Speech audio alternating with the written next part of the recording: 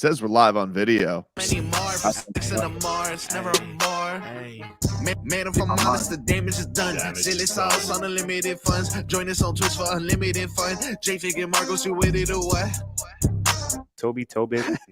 Two who Tobin is. Miss you, low dog. We need you. Oh, don't.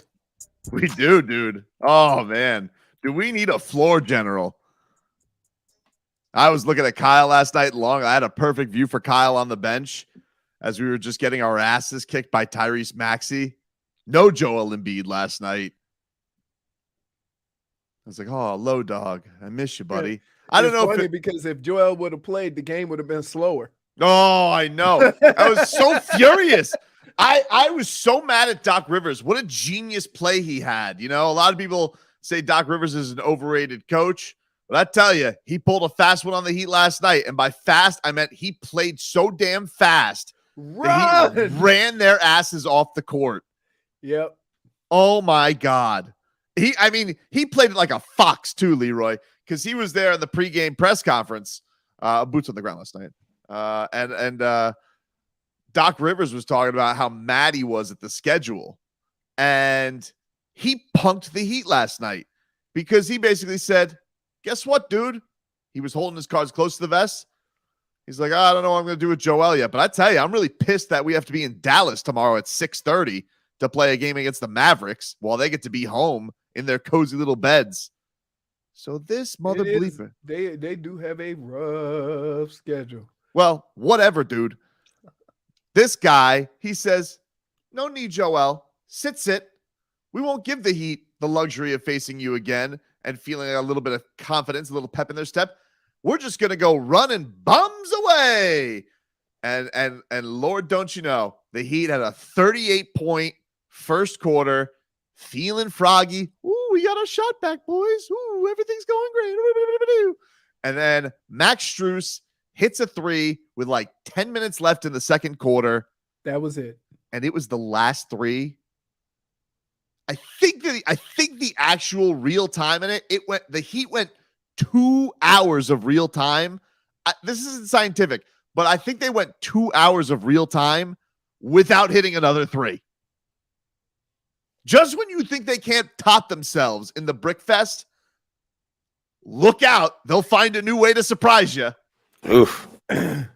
We went from third quarter to doo-doo 2. Oh, doo-doo 2. Yesterday's game was Montezuma's revenge. Like, listen, we'll give you that James Harden missed three, but listen, there's going to be some basketball karma payback for this one, everybody. Holy crap. What a bleep show that was yesterday. Ran our asses off the court, sat their star for a primetime matchup, didn't even show up after the first quarter. What a disgraceful performance. Jesus. I mean, this team. But this team. If you say this all year, then that means they're just a middle of the pack team. It's like your former coach, the late great Denny Green. They are who we thought they were. Yeah, like now it's unfortunate because here's the deal. I've never seen a team lead the NBA in three-point shooting. I've seen them go from maybe first to middle of the pack to slightly above average, right? And that's considered a bad season for whoever it is, right? But to be almost the worst, to go from being the best to the worst, that's unheard of. It's crazy. It's crazy. And they do this after having one of their best three-point shooting games of the season. And you always think, oh, maybe they'll get on a run scheme. You were all, oh my goodness. You were all in. I was so excited. I love beating that team. But that's what I'm here for. Yeah, but here's the thing that annoys me is like, why? Why do they have these performances? Explain this to me. This is what freaks me out about this team. Okay? How do you go on the road and you beat the third team in the Eastern Conference? How do you take out the Boston Celtics? How do you take out, the Phoenix Suns? How do you take out all these teams? And then when there's no LeBron for the Lakers, when there's no Giannis for the Bucks, when there's no Joel Embiid, poop fest. What is that? See, I'm gonna be partly in line with you because I do think that sometimes when teams play against the team without their star, they kind of let their guard down without realizing them other guys are NBA players too. Oh, I mean, it was those Sixers had to think after that first quarter when it was 38-34 and both teams shot 64%. Doc Rivers had to be like, got them right where we want them, boys. And boy, I mean, this bench, these role guys, holy crap. Again, but I'm more, even though I agree partly to what you're saying, is that it always seems like they play their worst games when the other team's star doesn't play. Mm-hmm. I'm more in line of this is just who this team is, where when they make 15 threes, it's more of an anomaly than it's ever been. Oh, yeah, for sure. And so from that standpoint, didn't we say yesterday we were hoping for let's see if we can get 4 games of. I straight out asked you, okay, so how many games of this will it take for you to think, okay, maybe we're on to something? And you said 3 out of 4. What a ridiculous request.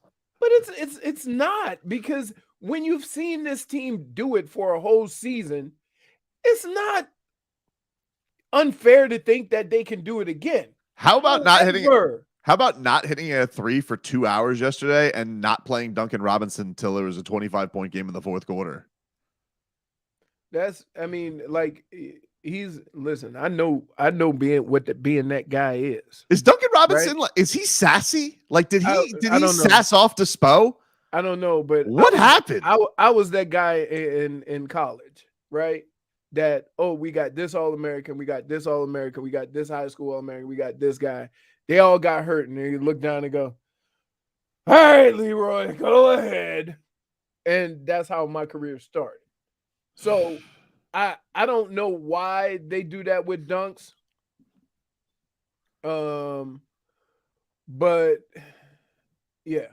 Banished. Just came back. Right. No threes. Can't shoot. But you listen. At this point, and I've already been here, this team is middle of the pack. They could get hot, right? And you don't know from game to game. That's what makes them average. They're a coin flip.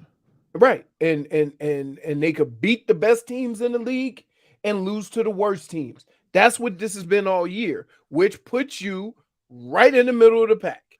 So until they play with more consistency, that means until you can have a game like Saturday or Monday and then come back and at least not necessarily win, but play in the same manner that you did the game before, it's hard to have any real faith that they can turn it around, because all year it's been win 4, lose 4, win 3, lose 3, win 5, lose 5. Somebody's hurt, lose 4. And we've gone through this all year. So look, I want them to turn it around. I thought maybe they could turn it around. But the fact of the matter is that this is who they are this year. It's rough. Yeah, it's rough. And man, it's an awful watch. They're just it's awful because now all you doing is watching Bam and Jimmy do the dribble pound in the paint.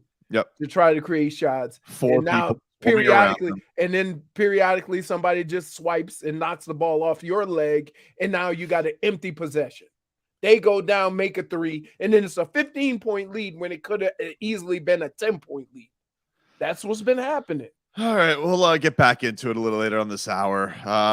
Headlines brought to you by the new Palmetto Ford Truck Supercenter. Why buy your truck at a car store? Palmetto Ford. Lynn stole my toys.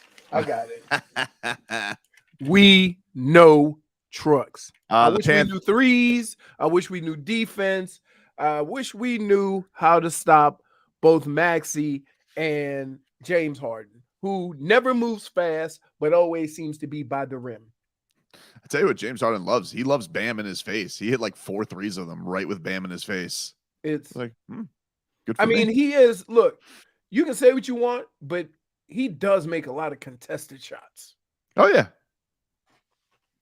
Hate him, though. Say it. I thought, I didn't think you were going to say that. I thought you were going to say your other line. Which one? With James Harden. I'm not in the mood today. That's bum. No, not that. He's like, oh yeah, regular season, James Harden can shoot over anybody. Do it for me in the playoff. Well, that's true.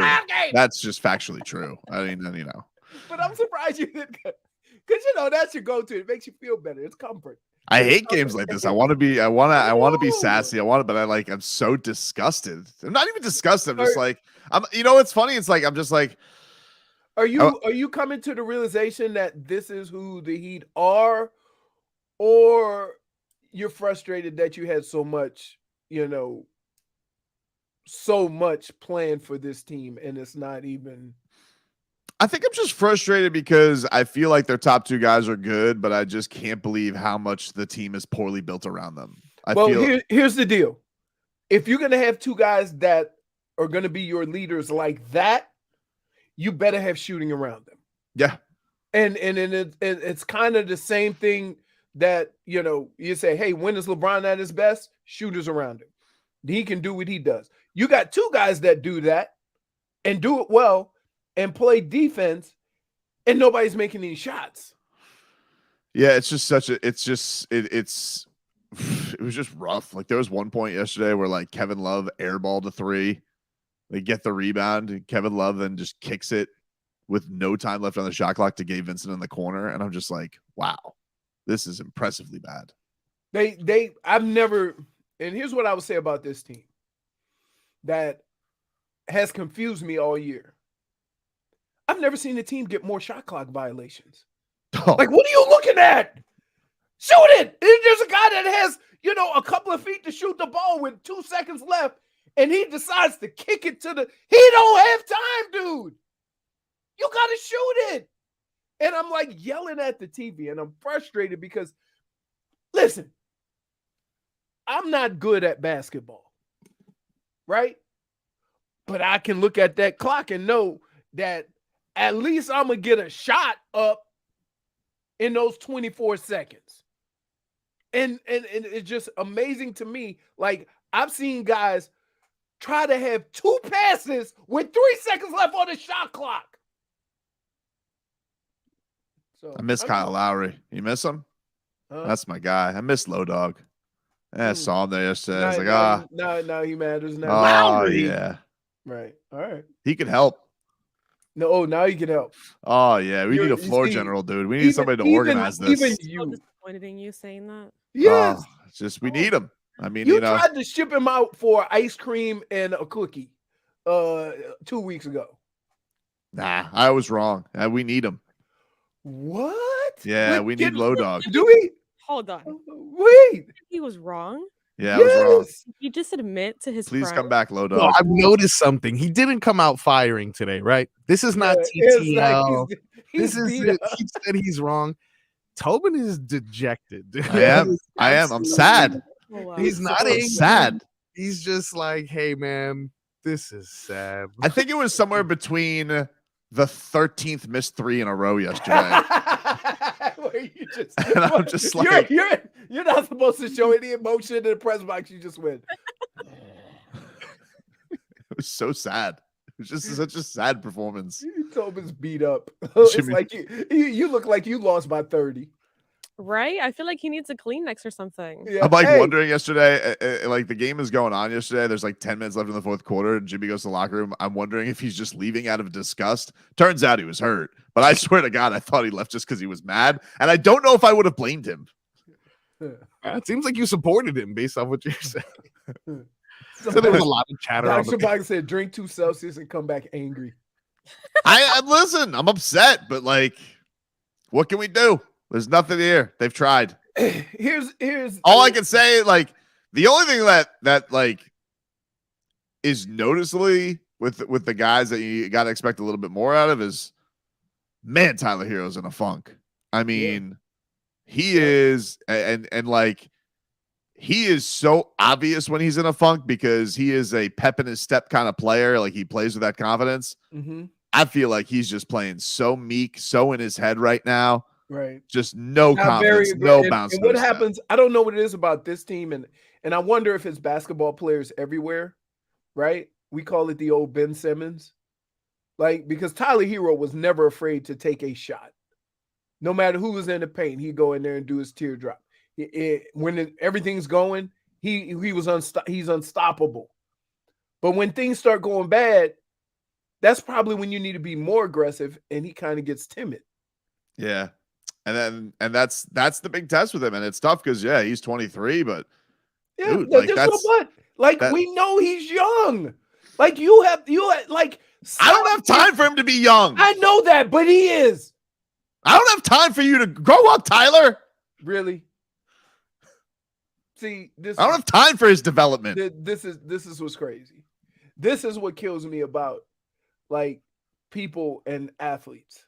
Like you want them to be Michael Jordan on the Tuesday after signing on Monday. I just want him to be Tyler Hero again. And he's 23, only so guess what he's gonna have? He's gonna have inconsistency because as we all have seen in the past, you get into your basketball prime 25, 26, 27. Is this not an accurate assessment? I don't have time for that. But it is what it is. Jimmy's going to be 40 by then. It is what it is. Why can't you accept that? Like, and I don't like, do I want Tyler to play like he did last year? Absolutely. Okay. But just like all the other times when you've said, hey, Bam, it's only his second year. He's going to be, hey, Tyler, it's not his fault he gave you too much too soon. And now you expect that every year. Take a quick break. You guys can text the show 305-567-0560. We're streaming live on YouTube, Miami 560 WQAM on YouTube and Twitch. You guys can join the chat. We'll get to some of your comments. Back with more for this.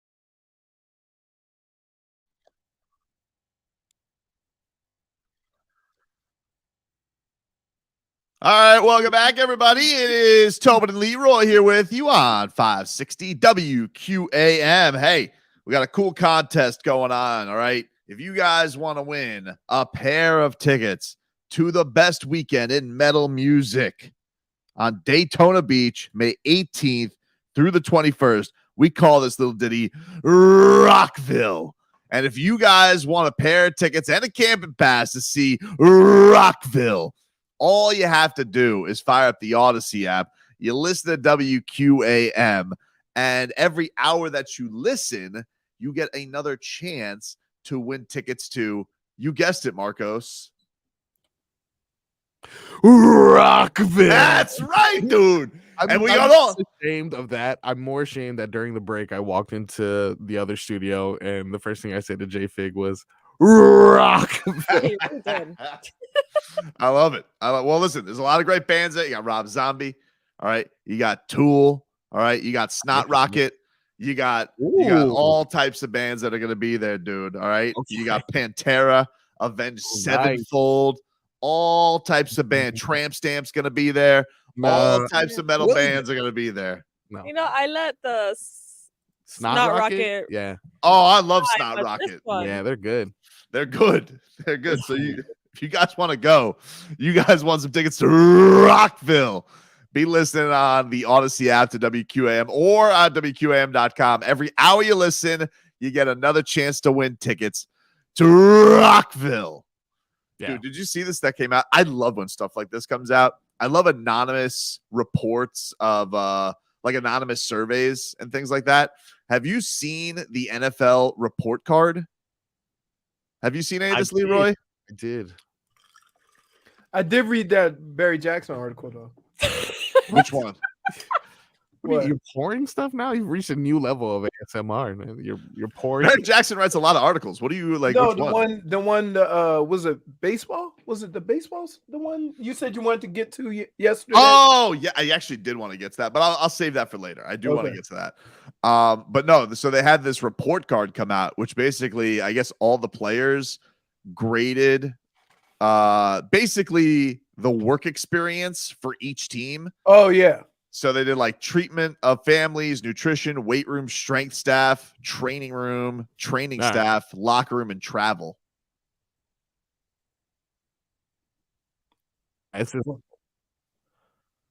What happened? I feel like it's us, and yet somehow I felt like the radio skipped for a second.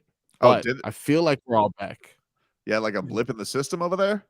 It was so strange. It was weird. Yeah, because Leroy and I can see each other, as it never happens. Yeah. Anyway, we don't even have access to our emails. That's what's going on over here, and I'm hardwired in. So good. We're all back. So unsurprisingly, Washington Commanders last. There's not really a last. They just give everybody grades on things. So Washington Commanders, treatment of families, F. Nutrition, D+. Weight room, C+. Strength staff, A+. Training room, F-. I didn't even know that was a thing. Wow, that's almost an I. Incomplete. Woof. Training staff, D. Locker room, F-. Travel, F-. What are they, traveling by horseback? No, but here's like it changed. Because when I first got into the league, or depending on where you are, like in Cleveland, you park like you park in the gate for our building, and where the building is where the plane is. And so you would park your car and go right onto the plane. Then it changes from city to city. When I was in Minnesota, we had to go through the, we had to go to a gate. So it does matter. It does, like whether you have delays, whether you have to wait on somebody, or it could be a terrible experience.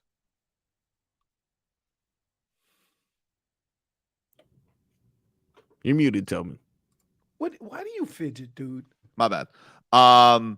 The Dolphins, they got rave reviews, except for treatment of families. That was like the only thing they were mediocre on, was like a C+. Right.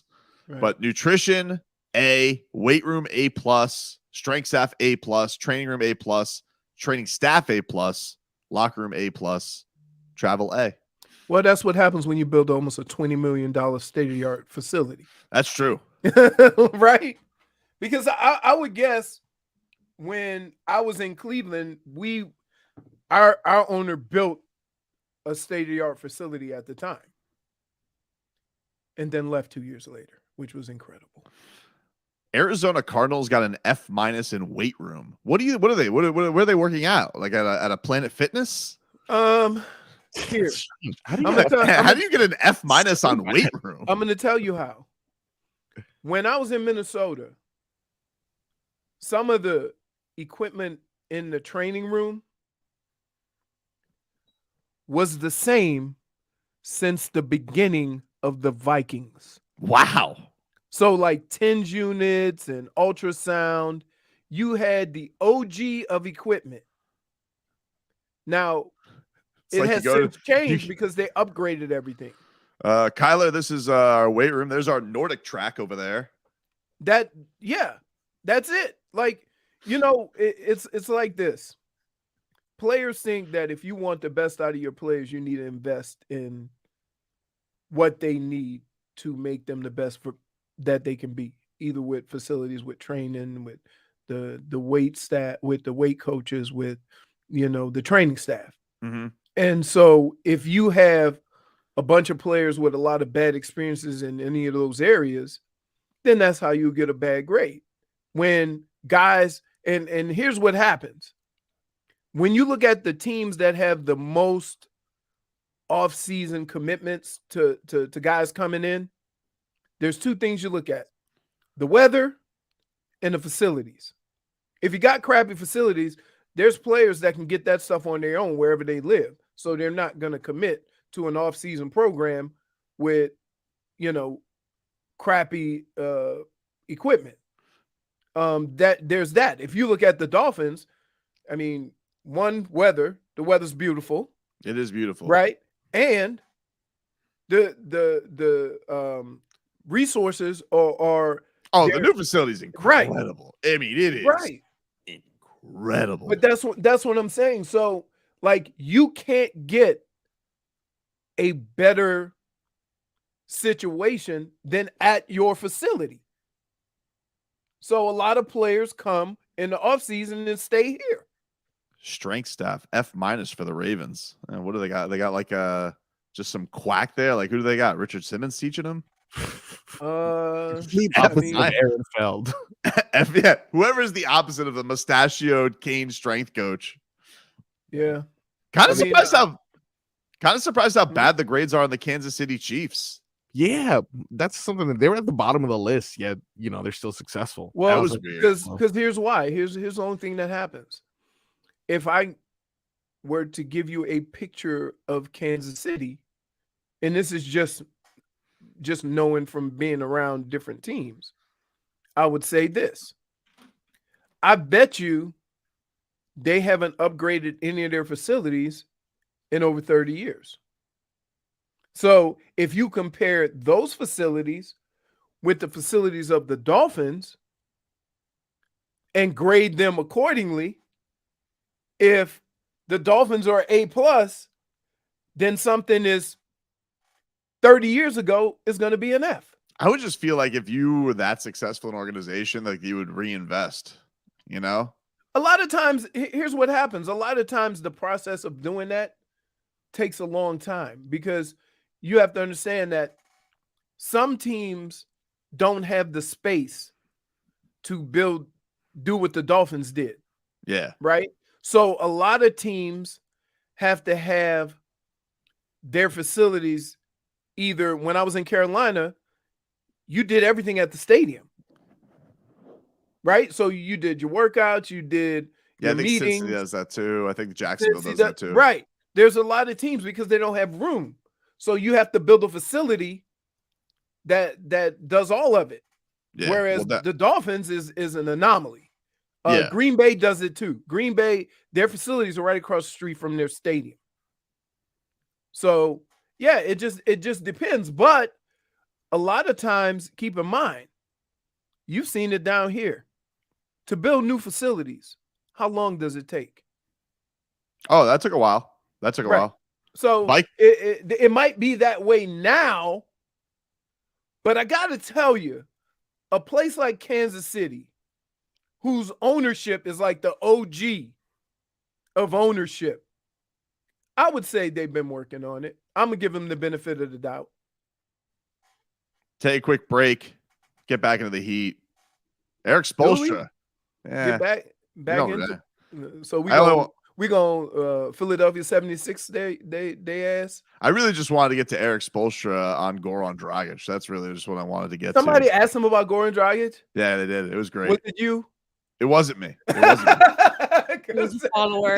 That has Tobin written all over it. It wasn't me, dude. We'll get to that coming up next.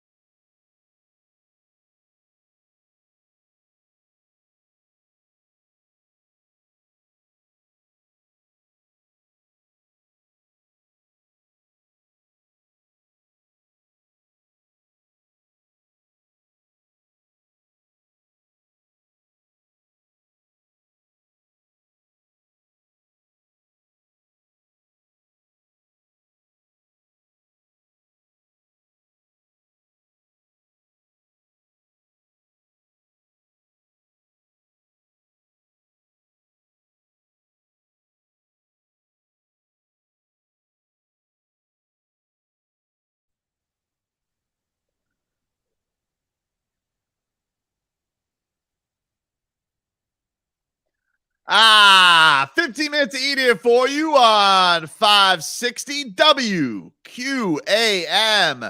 Taking you up until 2 o'clock here today. Miami Heat just absolutely obliterated at home yesterday and lose to the Philadelphia 76ers, who sat Joel Embiid. So Miami drops to 33-30. They're just a game up on Atlanta in the loss column. Only 2 games up on Toronto and Washington for 10th.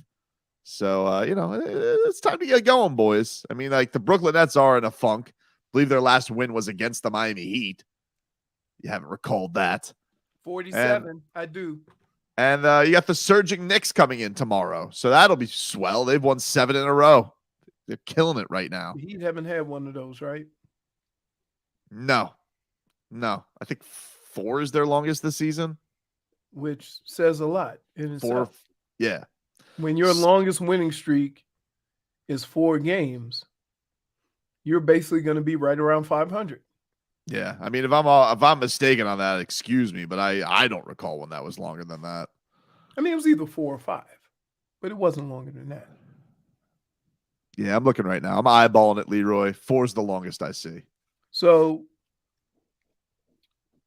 when you look at this team and then you say their longest win streak all year is 4 games, they're right around 500. Let's see. Guy says, Leroy, your ass is always saying shooters will get back to their average. I'm waiting. Me too. Dude, hey, listen. This is epic what we're experiencing this year. This doesn't happen. A team doesn't have the best shooting 3-point percentage with the same players and then end up being one of the worst a year later. That doesn't happen. A bad year would be moving back to the middle of the pack. And if they were in the middle of the pack, they'd have 40 wins. Guy says, Tyler Hero sure doesn't get paid like a 23-year-old. No more excuses. Oh, boy. Here we go. Well, that's. He hasn't started getting paid yet. But the money's guaranteed. He hasn't started getting paid. He has got it locked up, baby. $130 million is guaranteed. All right. He's gotten everything that he wanted coming into this year. He's been in a fun. I think the thing that's disappointing with Tyler is, man, like, his best performances only come against really crappy teams. He's had some buzzer beaters this year, which you can always, he definitely craves that moment, but man, the efficiency when it comes against some of these elite teams when you really need them, can't really count on it. It's been a tough one. And the last 2 games against Philly was woof. It was rough. Let me ask you this. Oof. You think any of this has to do with him moving from the bench to the starting role and playing more, because I can't rule it out. When he came off the bench, his rule was go get buckets, right? And now it's kind of not, even though everybody wants it to be, he's going into it with a different attitude. Rotationally, it was something you basically are just doing it for ego. Like, if you had your choice, you would definitely want him to just come off the bench and be that heater, be your 6th man, because they were always going to give him the most shots anyway. They were always going to give him, they were going to give him all of the stat stuff. It's literally just an ego thing so he can come out to the flamethrowers and get his big intro and all that type of stuff. We talked about this, like, Spo plays all those tricks on you. Every young guy wants to start. I get it, but no, fit-wise, it was perfect. He was perfect for that role. And they've been searching for that role all year. Right. The other thing is that,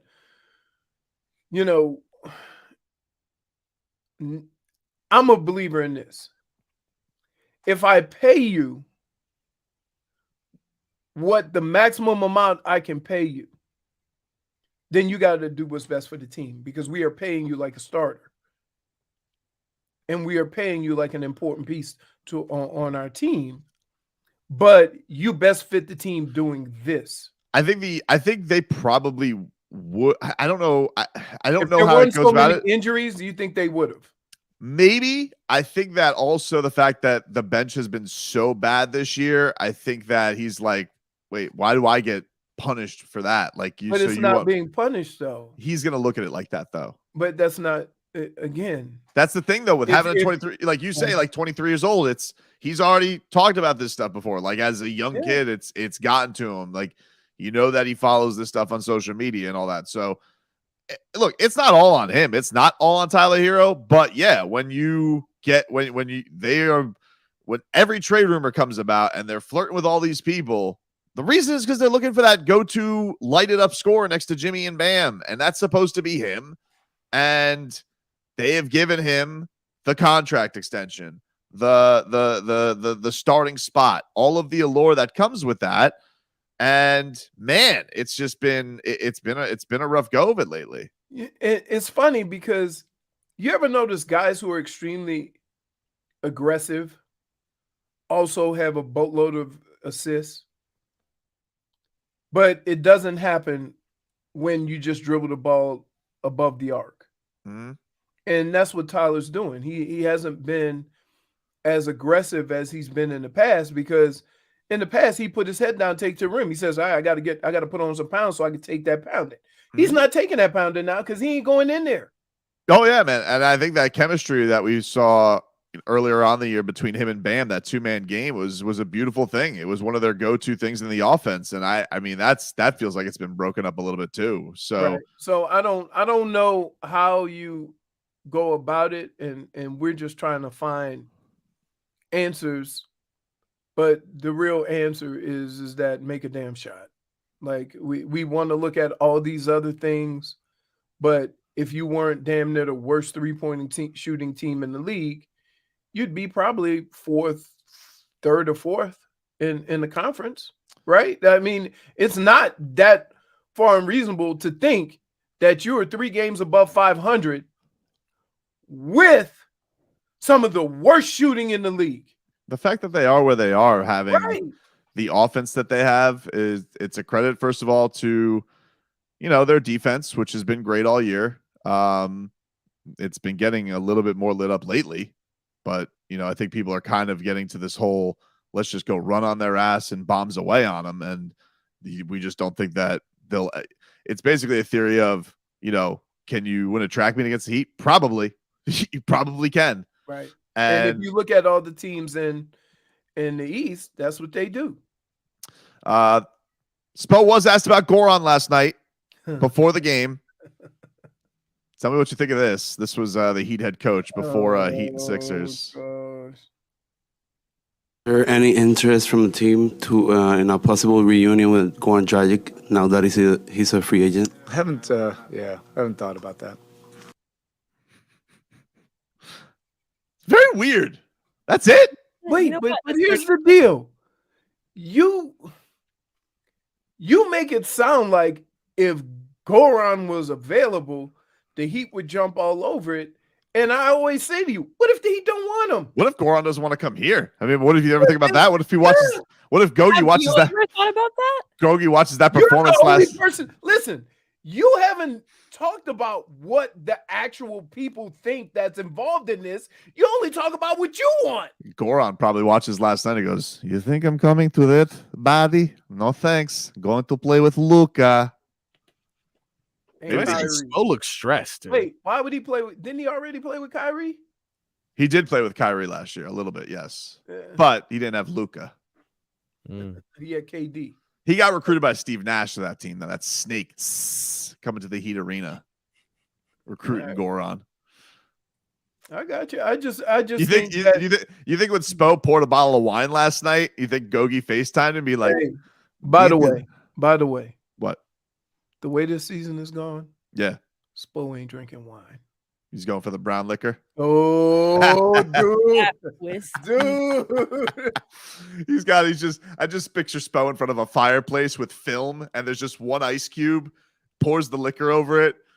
The condensation is just there as he watches Tyrese Maxey light them up. Yeah. PJ Tucker out rebounding the entire team to kick it to a 3 to put them up 16.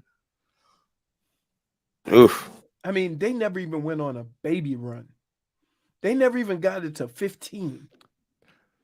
Like They got it to that was the thing they got it to 11 in the third quarter, and Spo's like, I think I'm just gonna play Jimmy and Bam the entire third quarter. And as soon as it got to 11, 9-0 run back to a 20-point lead. I was like, Jesus, this is awful. I mean, yeah, you got to kind of have to just accept the fact this is who they are this year, right? And it's worse because I can get how people could be frustrated because with the same damn players, it's not like you trying to work in new guys. But here's the other thing. Mm-hmm. Of all the teams that are in the playoff race, I mean, how often have the Heat had their original starting 5?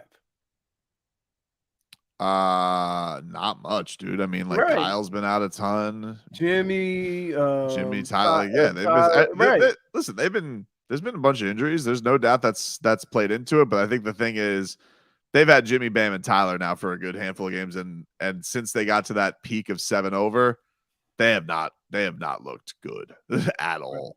I mean, even the games Bam looks tired. He's got no lift. I don't know what I don't know what the solution is. We'd all like to say the solution is make more shots. They're getting open shots. They're getting shots. Spo was last night. He goes, I just think it's a mindset thing. I'm like, what? What are we talking about? Mindset. Mindset. Yeah. What's the mindset? Don't suck anymore? No. We just talked about Tyler. You don't think his mindset is different than it was when he was coming off the bench? Fix it, dude. He's 23.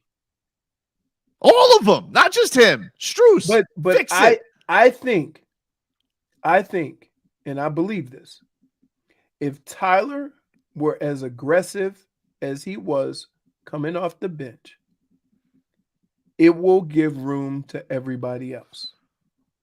But when he dribbles the ball outside the 3-point line, side to side, that's not what he does. Goran probably FaceTime Spo last night. He goes, not interested in me, eh, buddy? Ever think not interested in you? You 3 over bombs. I go play with Luka. Real Slovenian. How you like that, buddy? Real playoff race. All right. I got you. Enjoy your Kyle Lowry, buddy. I'm sure that knee will get better anytime. Fit kid. You give him number 7. Should be in the rafters. Back after this.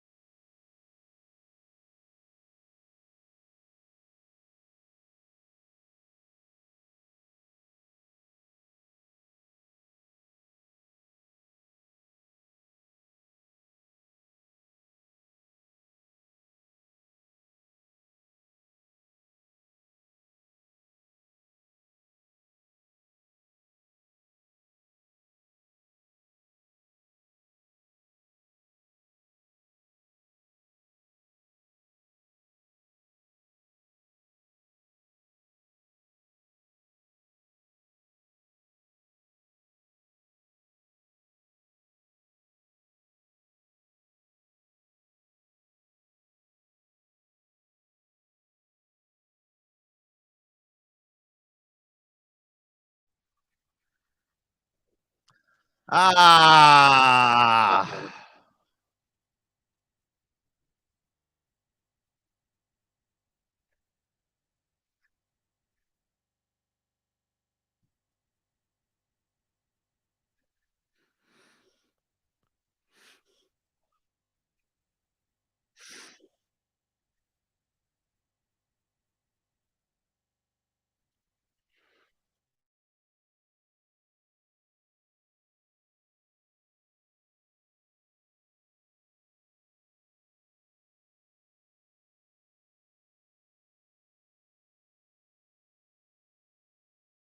Daddy loves you guys.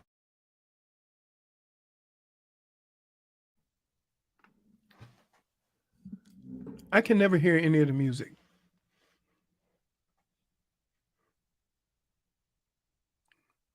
Still?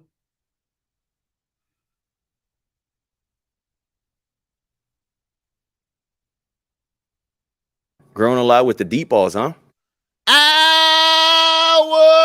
2 of the program, ladies and gentlemen. Ow! Tobin and Leroy here with you on 560 WQM. You muted me out of nowhere, J-Fig. I wasn't muted. You came in there with a giant cane. You took away. And I think it was because Leroy, he was, I can't hear the music. We had to take away the music off the computer, Leroy, because we were getting flagged by YouTube too much. They were blocking our show. So, you know, that's that is the trepidation of doing a home show. But we could send you a clean feed, Lincoln, so you could hear it. It's a wonder. It's a marvel. Leroy's probably like too many buttons. Too many buttons. Too many buttons. Let's just keep it simple. Anyway, happy birthday to Tua. It is his birthday officially today. At his birthday weekend, Rick Ross was there. Do you know that it was Cheetah's birthday yesterday? We missed Cheetah's birthday. Really? Tyreek Hill and Tua, their birthdays back to back. That, you know what that is? That's like some astrology, stars aligning type of thing, you know? What? Which one are we on now? This is Tua's birthday. Pisces? No. We're Pisces, I think. Oh, well, listen, Pisces of the sea. Where do dolphins live? Exactly, dude. You know what? The signs are all that. Why are you upset? Why does he look like that? Why do you have to go too far? Is there a problem?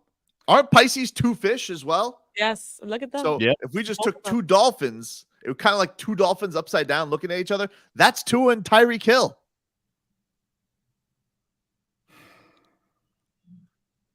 Give the teams the old two pice.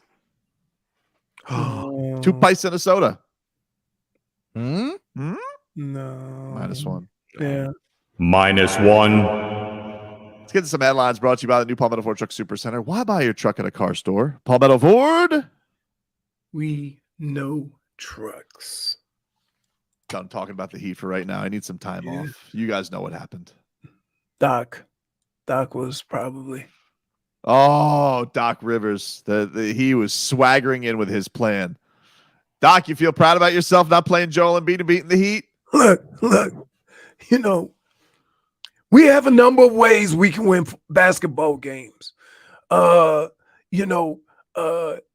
out because of this damn schedule, flying all over the South, playing basketball. We gave him a break. He's a little tender. So we had to come up with a different plan.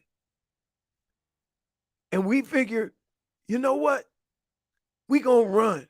We gonna play fast. We gonna get up threes. And our guys executed the game plan to a T. And we ran them off their home court. Yeah, he did. It was oof. Cats are back in action tonight. Paul Maurice just announced no Sasha Barkov, no Sam Bennett tonight, so the Cats will have to do it shorthanded yet again. Is it harder? Is hockey the hardest sport to be shorthanded? Oh, because like the way they do the rotate, I still can't figure out when they decide to change. You got lines, dude. You got lines, but they change, they don't all change at the same time. No, I mean, but you go full go in hockey. Like that's how it is. It's just it's full blast. That's how it is. I know, but does that mean that somebody else is gonna have to play more minutes or have more time on the ice, or do just rotate different guys so everybody gets their same amount of time. Like hockey is the hardest thing to figure out how they go about being shorthanded. What do you think Mike McDaniel gets to it for his birthday? Why? What? What would Socrates do? What would Socrates say to that? What do you give the man who has everything? To is probably like a contract. What would Socrates say to that? I would say, what do you get Tua for his? I mean, as a joke, a new gi. No, I would get him one of them big a big helmet. Like, you know, one of those blow up Miami Dolphins helmets. Guy says, what did PJ Tucker just said? That was Doc Rivers, sir. Try and keep up. Yeah. Not the same. Not the same. Not the same. No. I mean, how do they have a conversation with each other? Get in the corner, PJ! I am! I don't know. I just hope there's a lot of tea. like you swear they've been on the road. They're doing concerts all over the South. The way they, I mean, man, he been hoarse. What? PJ been hoarse his whole life. I've never heard that man talk with a normal voice. Nope. And Doc is the same way. And then imagine if they had dinner with Calais Campbell. Oh, jeez. I'm just a big teddy bear. There is nothing more frightening. Even his voice is frightening, right? Oh goodness. He's in that bear outfit, right? I mean, I don't know. I mean, they didn't take a real bear and have him do snow angels, dude. I don't think so. But either way, happy birthday to Tua. Chris Grier. Do you have this, Marcos? Chris Grier was speaking to the media yesterday about Tua's durability, if it's a concern. And this is what the Dolphins general manager had to say to that. I don't have it. I'm sorry. Oh, why didn't you say no? I'm sorry. I didn't. Like, why did you give me this sly look? You were looking right at me, just say, I don't, like, shake your head. Be a catcher. You know? I'm sorry. I was just so interested in what Chris Grier was saying that I couldn't even. I would be. You know what? We'll get it on the other side. Don't worry about it. We'll wait for it. There's nothing like Marcos making eye contact like he has everything. Oh no! And then you call it. He's like, it's like your pitcher and a catcher looking at each other. I'm like, fastball. No, he got to wait. No. Timeout. He got to come to the mound. You guys are mixing signals. What's going on here? By the way, I did see that. You see, this is Sandy Alcantara. He was like, pitch. Sandy, you worried about that pitch clock? He's like, pitch clock. Not worried about it. Pitch clock. He also said that he hated the shift. He's like, I hate the shift. Somebody gets a hit on me where there's nobody there. That infuriates me. Right. What a man's man. This guy's the manliest pitcher in all of baseball. I mean, I listen. It's you know, it is a shame that they use it and now they can't. So maybe we'll see, you know, like better baseball. Yeah, I think so. You know, because keep in mind that a lot of times when they do the shift, guys try to hit home runs. They don't try to make contact. Now, maybe they'll try to just make contact and hit the ball, put the ball in play. I think it's gonna be good. I can't wait for it. I'm excited about it. But you know they're gonna take that guy and put him like directly behind second base, right? I don't know what the rules are. I think you have to keep two guys on both sides. So he's gonna be right on the line, and they'll still try to do it. That's lame. Just play second base, play shortstop, dummies. Okay. Play your positions.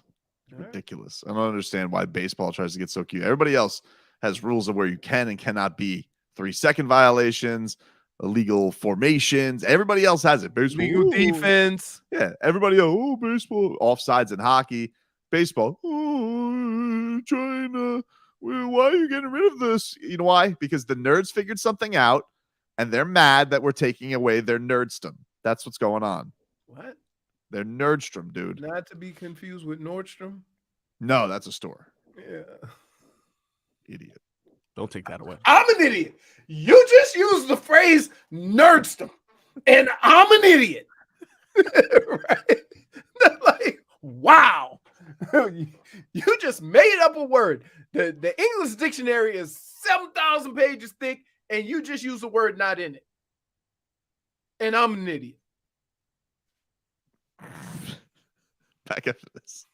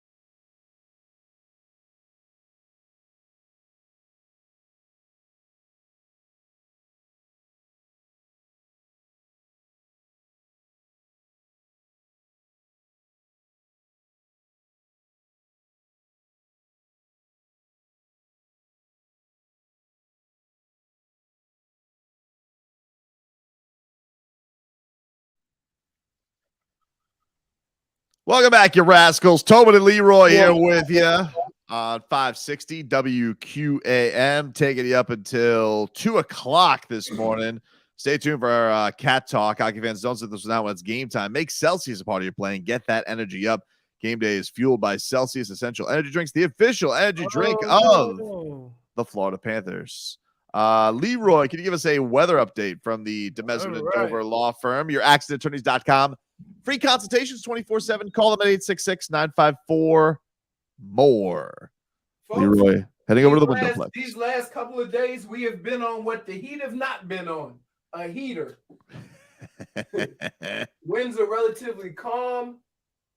Out of the clouds are barely damn moving. 5 to 10 mile an hour winds. Clouds, I would say the winds coming out of, I really can't tell. The winds are coming out of, the clouds aren't moving. First for Leroy. Never been stumped as a weatherman. The clouds aren't moving, so it means it's got to be less than 5 miles an hour. That's it. Is he right? What's going on here?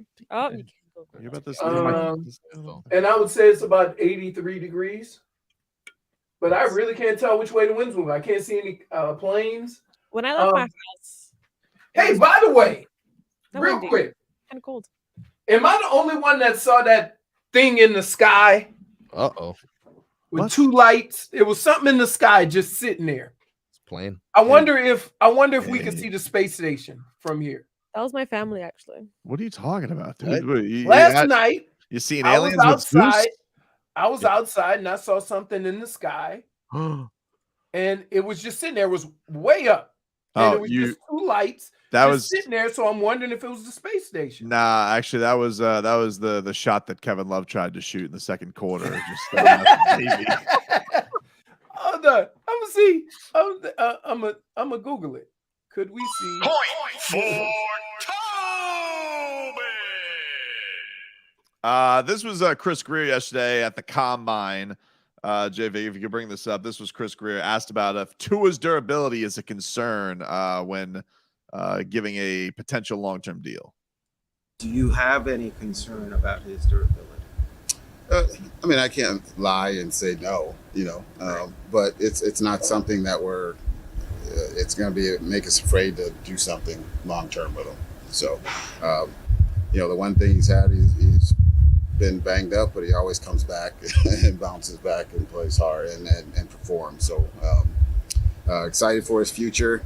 Excited for watching him doing all the work he's been doing in the off season here right now to prepare for 2023, and he's very excited to get back on the field with his teammates. Yeah, and also choke people out, jiu-jitsu style. You think he's excited for that? Oh, I think he is. I think Tua is excited to throw an armbar on somebody. He's very excited about that. He's a self-defense kind of guy.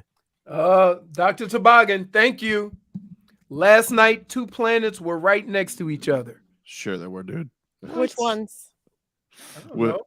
Well, and Smith and Smolnick, he came in with how he normally does. Those are called streetlights, you idiot.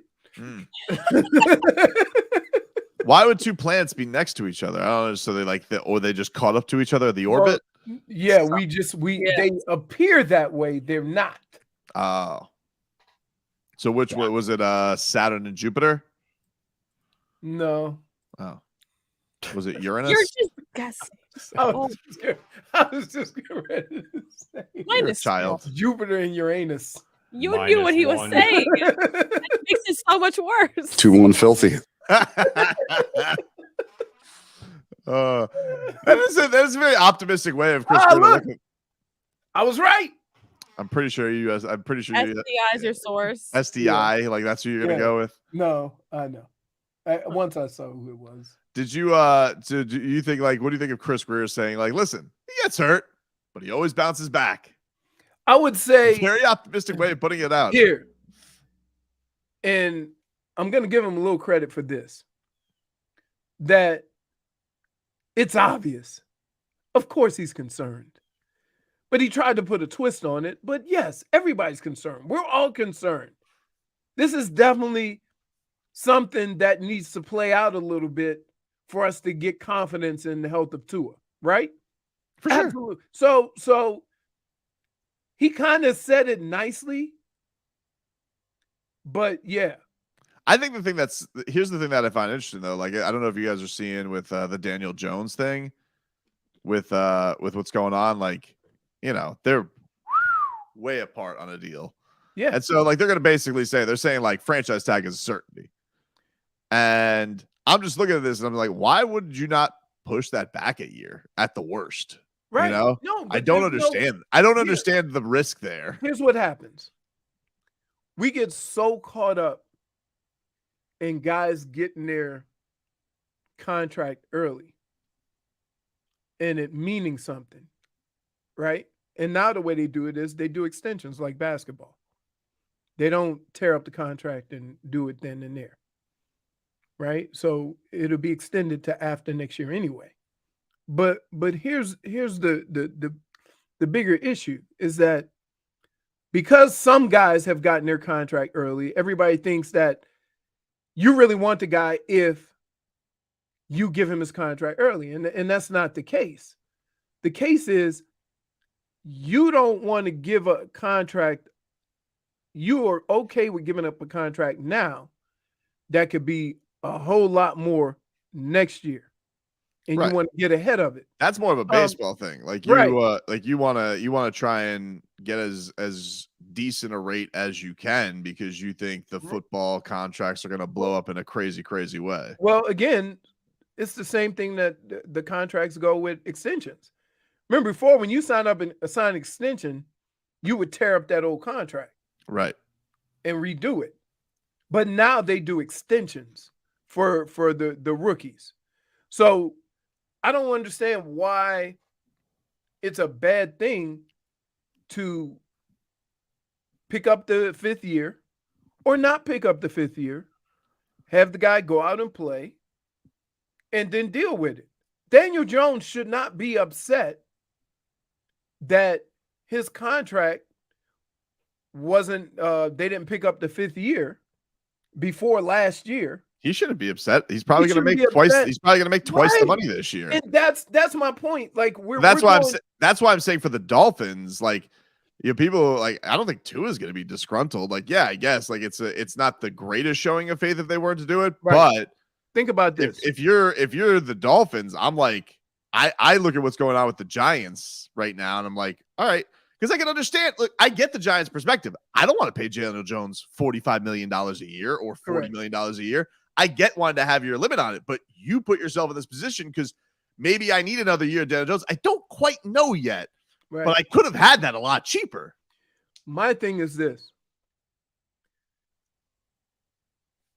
The reason why fans think the way they do about young quarterbacks is because of how the teams and organizations treat these quarterbacks. And so if teams were to say, we're going to pick up the 5th year, right? We're going to get at least 5 years out of them. And then they decide after the 5th year they don't want them, we can handle that. But when they don't pick up that option, now even as a fan, you're looking at that player differently. Of course. You're looking at that player like, oh, he should already be there. And that might not be the case.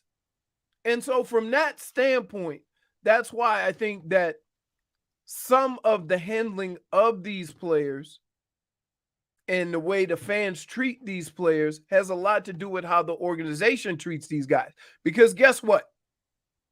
If they had picked up the 5th year on Daniel Jones, everybody would have looked at him and say, okay, he's got some development to do. We see promise after this year. But since they didn't pick it up, now everybody's trying to decide how much Daniel Jones is worth. Well, I also think that, the time was a little bit different because you did have to make that choice as a new coach was coming in, as opposed to the Dolphins. They got at least a year under the belt before you had to make that with Mike McDaniel. But Mike McDaniel seems to dig to it. Like he basically has told you he came here. What did he make? A 700 play highlight film to prove to everybody that he's good at this. And now you're going to get one of the good things that a young quarterback always can get is consistency with the coaching staff. He's going to have that. He's going to have that, which is something that we haven't had in a while here. I don't think Tua's ever had it. I actually don't. I think this is like the first year it's ever happened. I think they said it's the first time he's had the same coaching staff in his career, even college. Yeah. So, but I would say, and also, when you think about this, there's guys that want 170, 200 guaranteed. If a team chooses not to do that, in the next 2 years, they'll end up giving him $70 million. So I'm like, how can you're not getting the 200 million, but you're going to get 70? Like Lamar Jackson will end up, if they franchise him and just franchise him outright, not give him the exclusive where he can go and get, that's $45 million. mm-hmm. He got what, 25 plus last year? So you're talking about $70 million in 2 years. And I get it's not 230, but you go out and ball out this year, that's going to be 250. So now you take the 70 million you made the last 2 years and the 200 plus you're going to get if you ball out this year. Okay, how is that a bad thing? Look, I don't know why they look at Kirk Cousins and think that's a bad thing. That guy's got more guaranteed money than anybody. No, Kirk Cousins has worked out just fine for him. I think the thing that you find frustrating as a fan is like, you don't like, because the Commanders are still looking for a quarterback even after Kirk Cousins left. Like, I think the thing you find where are they on the list? Oh, F. Okay. All don't use them as an example. No, I know, but I'm just saying, like, I think the thing you're hoping as an organization, you always think like, oh, well, like you said, maybe you pull a Cardinals and like you get rid of Josh Rosen after you and you get a Kyler Murray, and now it's like, well, now we don't like Kyler Murray. We think he's, after he made a stink last year and he got his extension. So I just think that, yeah, it's not going to work out awful for the player. Like Lamar Jackson probably will make a ton of money in the end because of franchise tags at the worst. But the thing that it shows is that as an organization, you probably could have run this thing a lot smarter and smoother.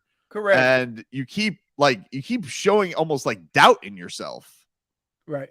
Exactly. And here's the deal. I don't feel sorry for organizations that put themselves in this situation. For example, how the Giants are doing with Daniel Jones. If he balls out next year, right? And now we got to have a totally different conversation because he's going to be getting that Josh Allen money or something like that. I don't feel sorry for the team that got to make that decision. They got to pay him because you put yourself in this situation. Lamar Jackson. I don't feel bad for you. Could have redid Lamar Jackson's contract before Deshaun Watson signed that contract, which, if you were thinking about it, you had to know that somebody was going to get ridiculous money. So let's go get our guy beforehand. Now, that $230 million would have been $170. So you cost yourself $60 million by being stubborn. Because you got an MVP, you got a guy you can't win without. So why wouldn't you go to him early and say, hey, let's hash this out. We give you 170 guaranteed, 250, and so forth and so on. You could have did that last year before Deshaun Watson signed. You could have saw the writing on the wall and say, let's go sign our guy because we ain't going to want to deal with it when Deshaun Watson, who there's 4 or 5 teams competing for him, 4 or 5 teams that are going to pay him a boatload of money. Let's go to our guy and try to get him under something now. You have that choice. We'll take a quick break. You guys can text at 305-567-0560, streaming live on YouTube and Twitch, Miami 560 WQAM. Go subscribe over there. Back after this.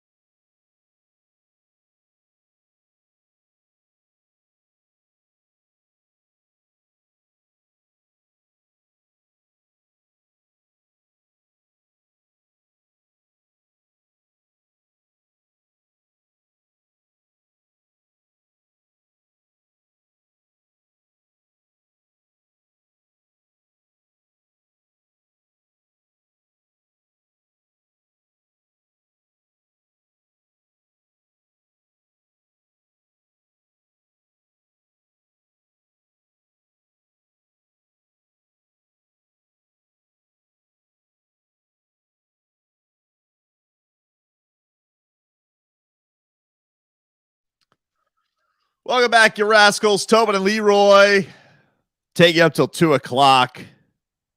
Streaming live on the Odyssey app, AUDACY.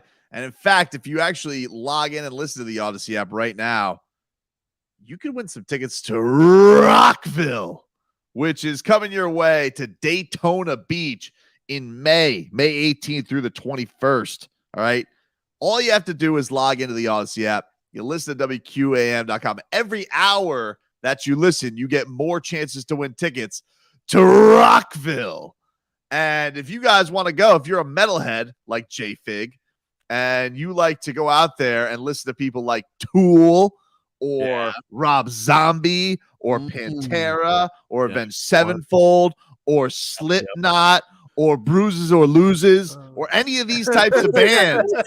Yeah. Add it on me right now. If you like to listen to bands like that, you might want to go to Rockville. Which, by the way, I was listening yesterday to Mike Biamonte to see how he was going to go about the new players.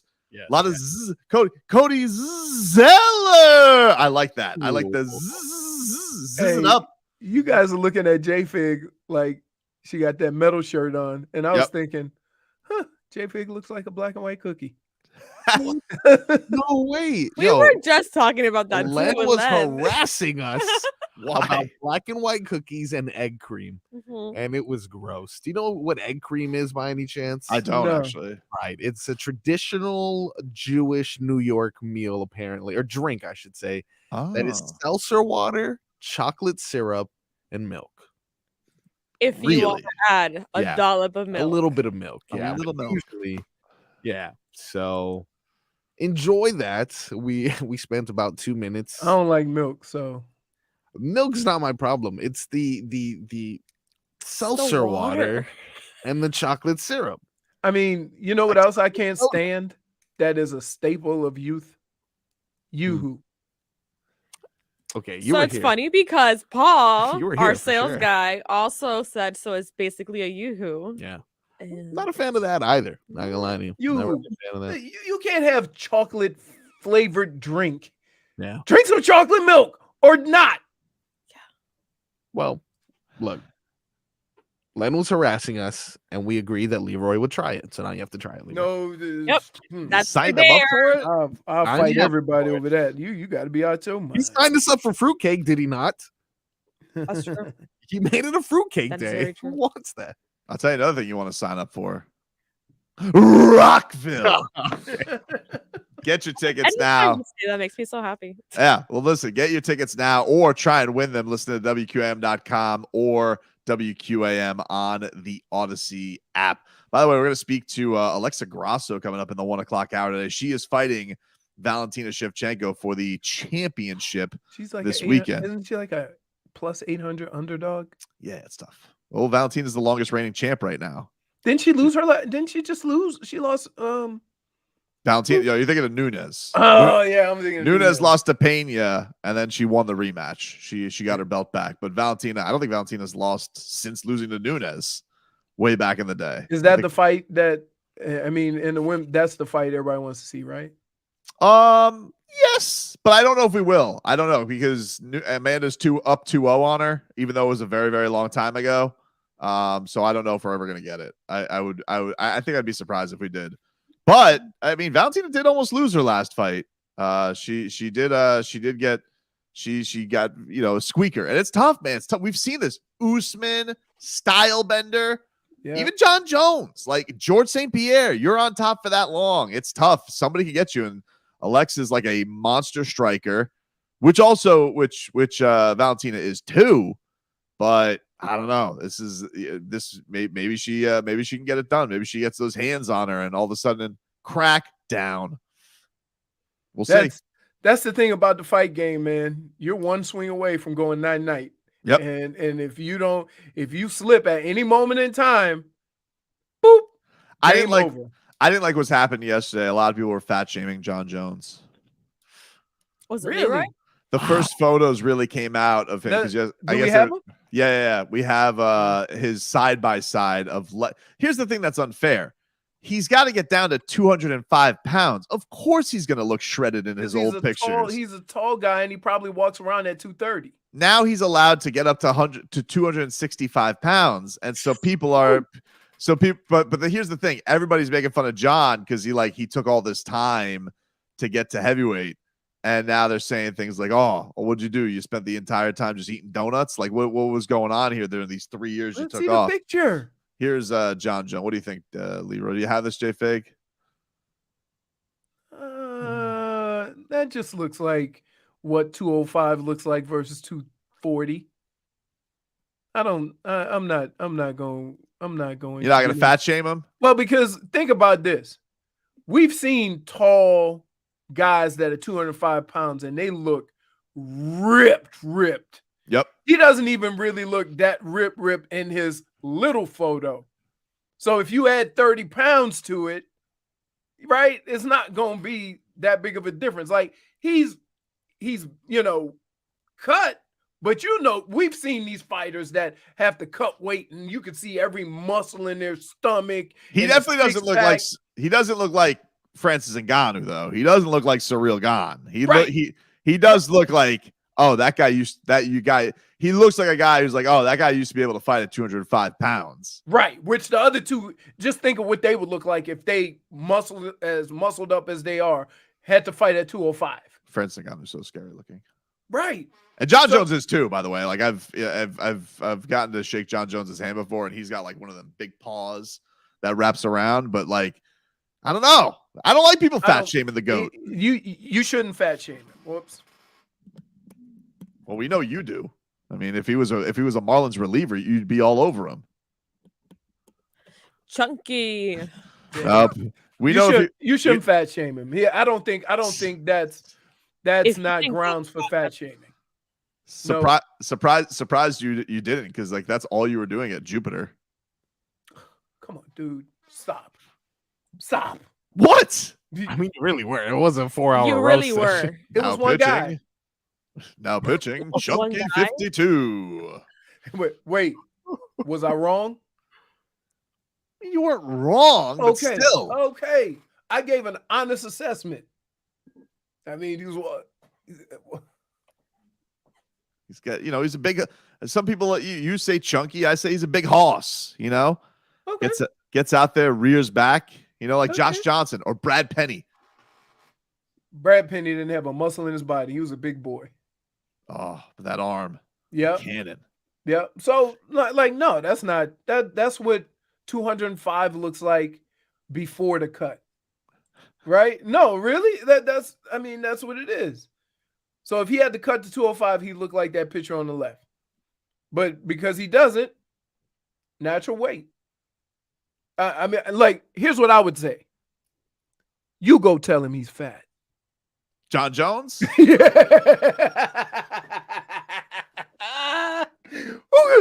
be the guy that tell him? You go to Jon Jones and fat shame him. I think people were expecting that he was going to come back after these 3 years looking like Francis Ngannou, though. No. I did see some pictures before that made me think, wow, this guy's going to be completely swole. And yeah, I mean, he looks bigger. Maybe it's just a bad picture. Maybe it's just the media didn't got him on that bad angle. I would like anyone who feels that Jon Jones looks chunky to go tell him. Dude, South calls him John Scones Jones. That's a point. Point for Twitcher. You know what's amazing? What's amazing about Dade South? What? I've hung out with Dade South. We went and had a little bite, me, him, and Robbie. He hardly talked. It's just because he was writing material on you. I guess. On a side note, scones are disgusting. Yes. Yeah, for sure. Scones. It's like a stale cookie. A scone is like a stale cookie. Well, you've had dog biscuits before, so you've had that. You've gone down that road. They were shaped like peanuts, dude. I thought it was a peanut snack. These things are just no. Now guess what? Wait, guess what my wife has now in a jar? Like the little sandwich cookies. Oh, the macaroons. No, Macaroons. not macaroons. It's just like Oreos. Like there's chocolate ones and vanilla ones. Look like Oreos, but they're dog biscuits. What? Yeah. Oh. I say, are we gonna put a tag on that before I go all dog day afternoon on them? Thank God it's Lent and I'm not eating sweets. But I've walked by, I did a drive-by and go, ooh, cookie. You know, like, no, that's for the dog. We'll take a quick break. You guys can text the show 305-567-056. You got some cat talk coming on up and plenty more headlines. We'll get back into the Heat's disaster from last night if we have to. And back with more after this.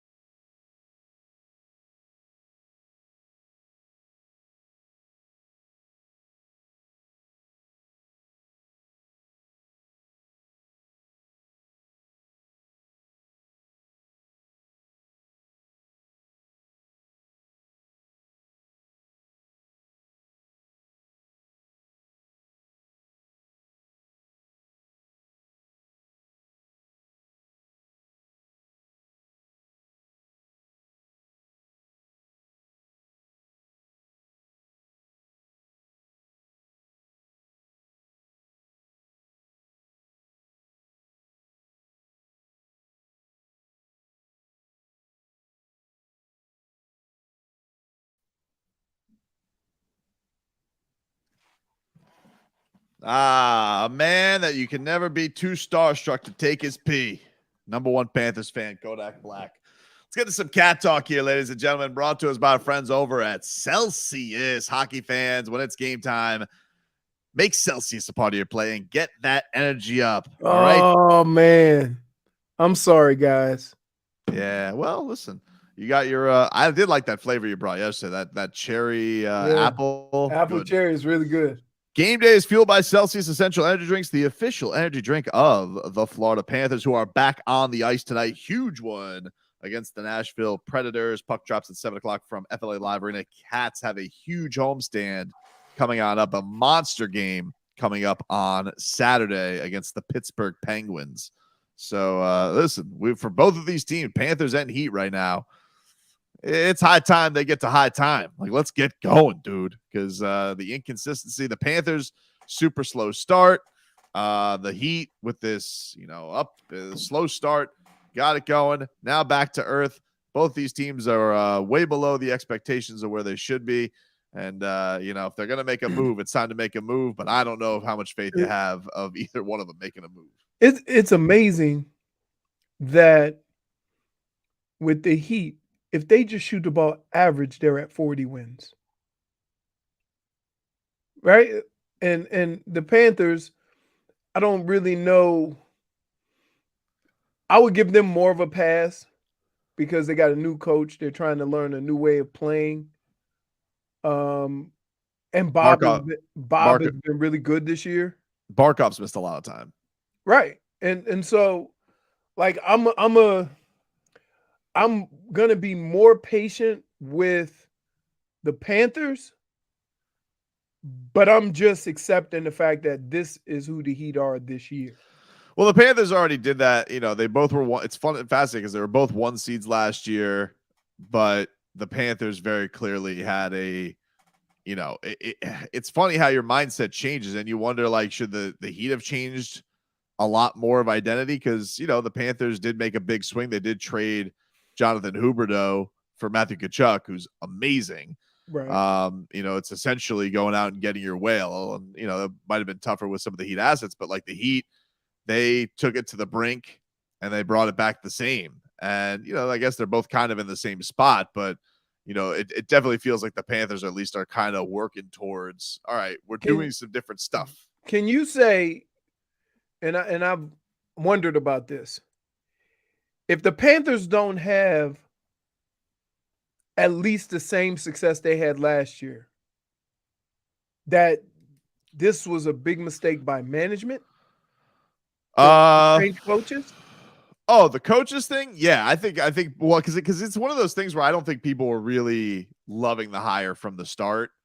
Even though 2-1 Filthy can be hilarious sometimes. I'm not gonna lie, this Paul Maurice does make me laugh. 2-1 Filthy. But wouldn't it be, it's very rare that you do this with great quarterbacks and say the organization hasn't done anything to help them, or with a great basketball player. But very rarely do you hear, oh, the management made a terrible mistake by changing coaches. It's so funny though.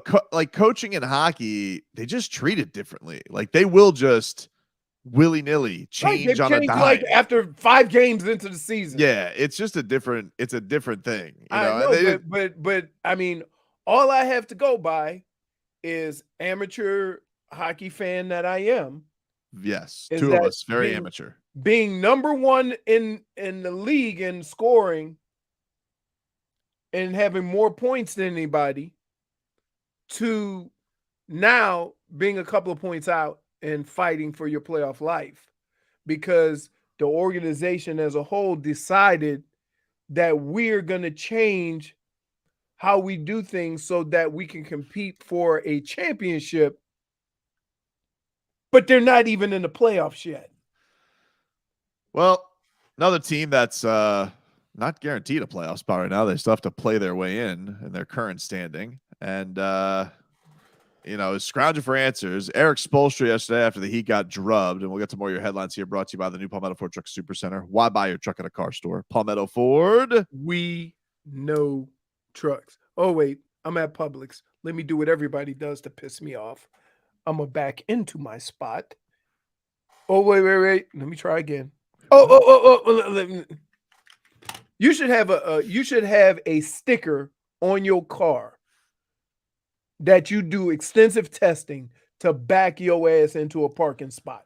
I think I'm tired of watching amateurs try to figure out how to go backwards. How much would you guys like a show of just Leroy setting a podcast up at a Publix parking lot and just judging everybody in the way that they go about their business?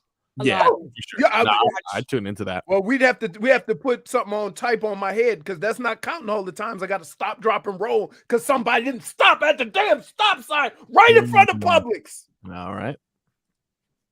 Tell us how you really feel. When was the last time this happened?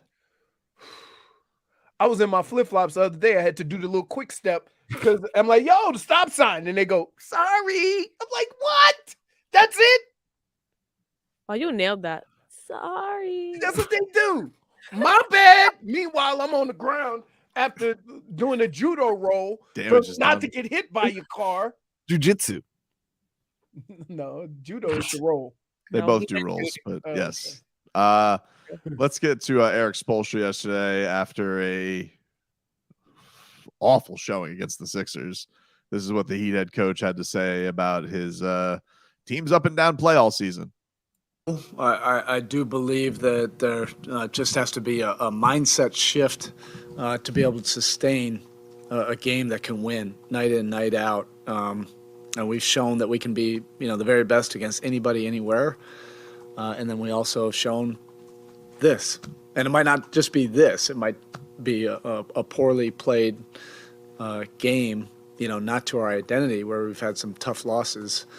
We haven't had many of these kind of losses, but it's a sustainability, that we have not been able to wrap our hands around this season, and that's where we're going to continue to work at it until we do. All the answers that we want are in that locker room. I thought we had the answers to the test, though. Listen. Now we're in the locker room. Now they're in the law. Is that where the test is, JP? Because I thought we had the answers to the test. We were burning calories and we had the test answers, and now it's a scavenger hunt for the answers. I love the fact that here's a man that has to speak every day, and we actually go back to what he said however many months ago in that situation and hold it against what he's saying now. Right? Like, it sounds I would say this. He pretty much nailed it as far as this. They're very inconsistent. Yep. And you can beat the best team in the league and lose to the worst team.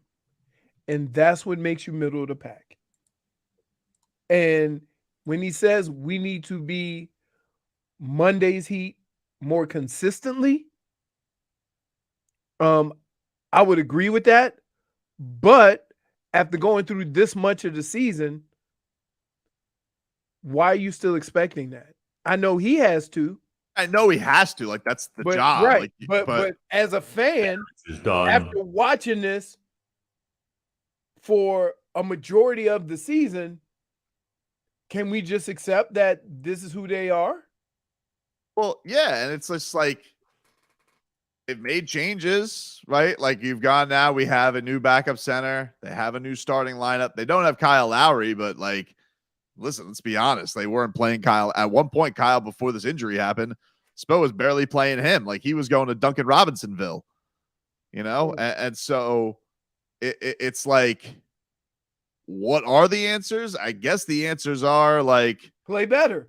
Like, it's one of the hardest things in the world to say to your team, or to I definitely you have talent, you got to play better. I definitely don't think that I don't think that Tyler and Bam have played, especially these 4 games after the All-Star game. I don't think they've played up to their capabilities. I think both of those guys, Bam obviously had the monster defensive effort, especially late against Philly, but I think for a team that has as much trouble to score as this team does, and Bam was decent yesterday, but I mean, like, holy hell, the damage was done.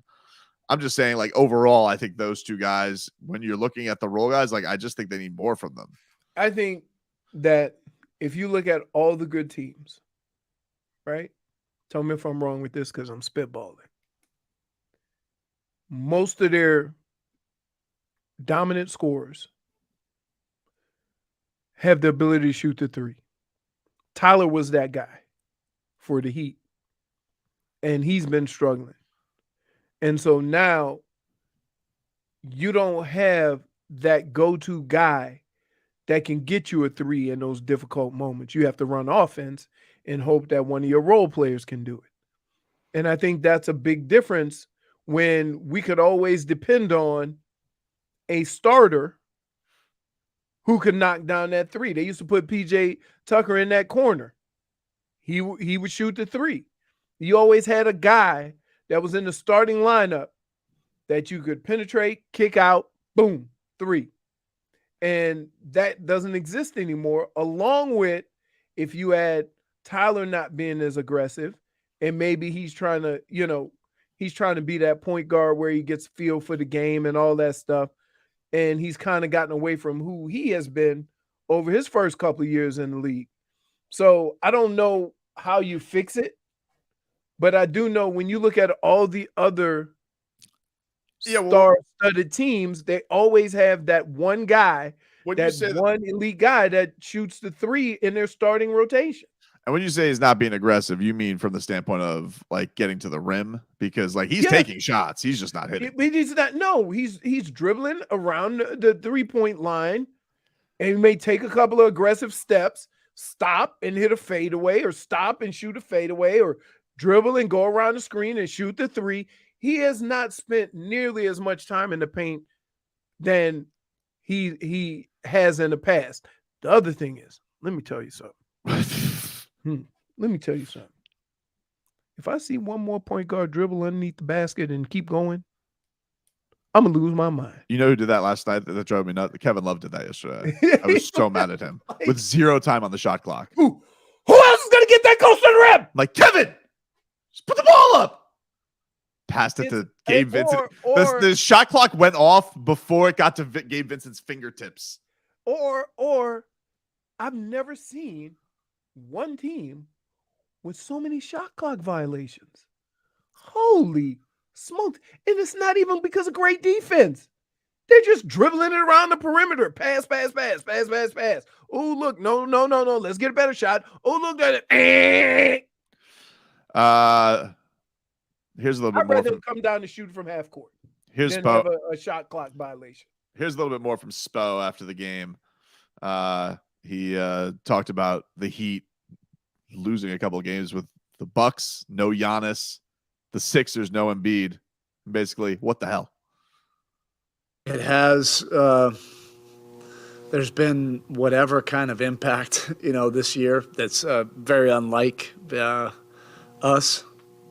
And I wouldn't necessarily say there's an exhale, but we have not seized those opportunities, the way we should have, so far. Well, damage is done, dude. So far. You're closer to almost done than you are to so far. Right? Yes. Yes. I mean, and also the Hornets game, Spo. You didn't take advantage of those either. Those are supposed to be gimmies. He liked the way they played, though. He liked the way they played that game. Wait, you gotta like how you battle back. Wait. Are you gonna look at this Heat team and say any game is a gimme? No, but they're supposed to be, dude. They're the Hornets. That's what drove me nuts about him saying he was proud of them. You say that, but aren't you overlooking what they've been all year? And then when they get to the Hornets, you're making a terrible assumption that you haven't really seen all year? You're misunderstanding what I'm saying. Okay. I'm not saying particularly this team, should I expect it? The point is, you're supposed to beat the worst teams in the league. They're the worst teams in the league. They're like, you're a team that here has these hopes and aspirations. And it's like, Hornets, all you have to do, take care of business, not get down 20 and be like, I was proud of how we came back. What? And now it's like, oh, well, we haven't taken advantage of those opportunities so far. Well, you let me know, dude. If the Knicks sit out Jalen Brunson tomorrow.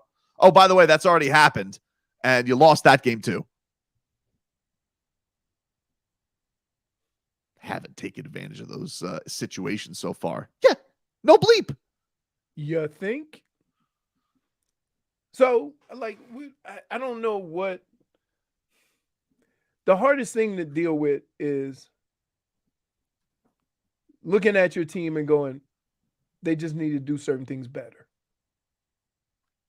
Because we've been saying that for a while. Me, I've always said, like, it's shooters.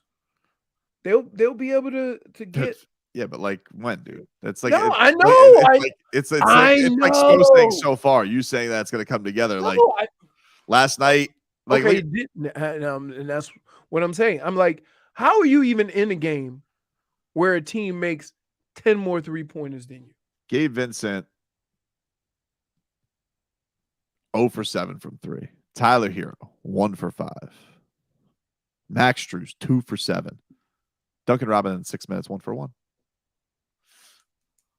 100%. He got to play more.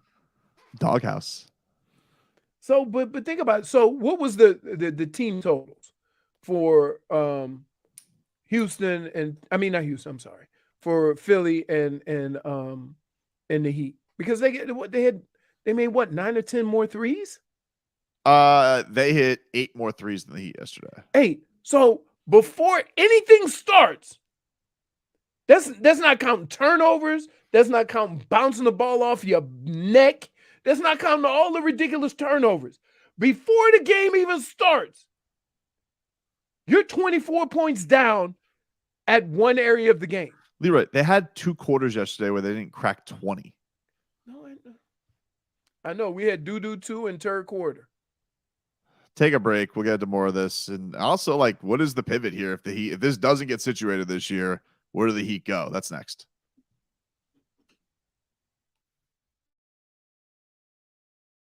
And through a pretty ugly first half. Okay. Great.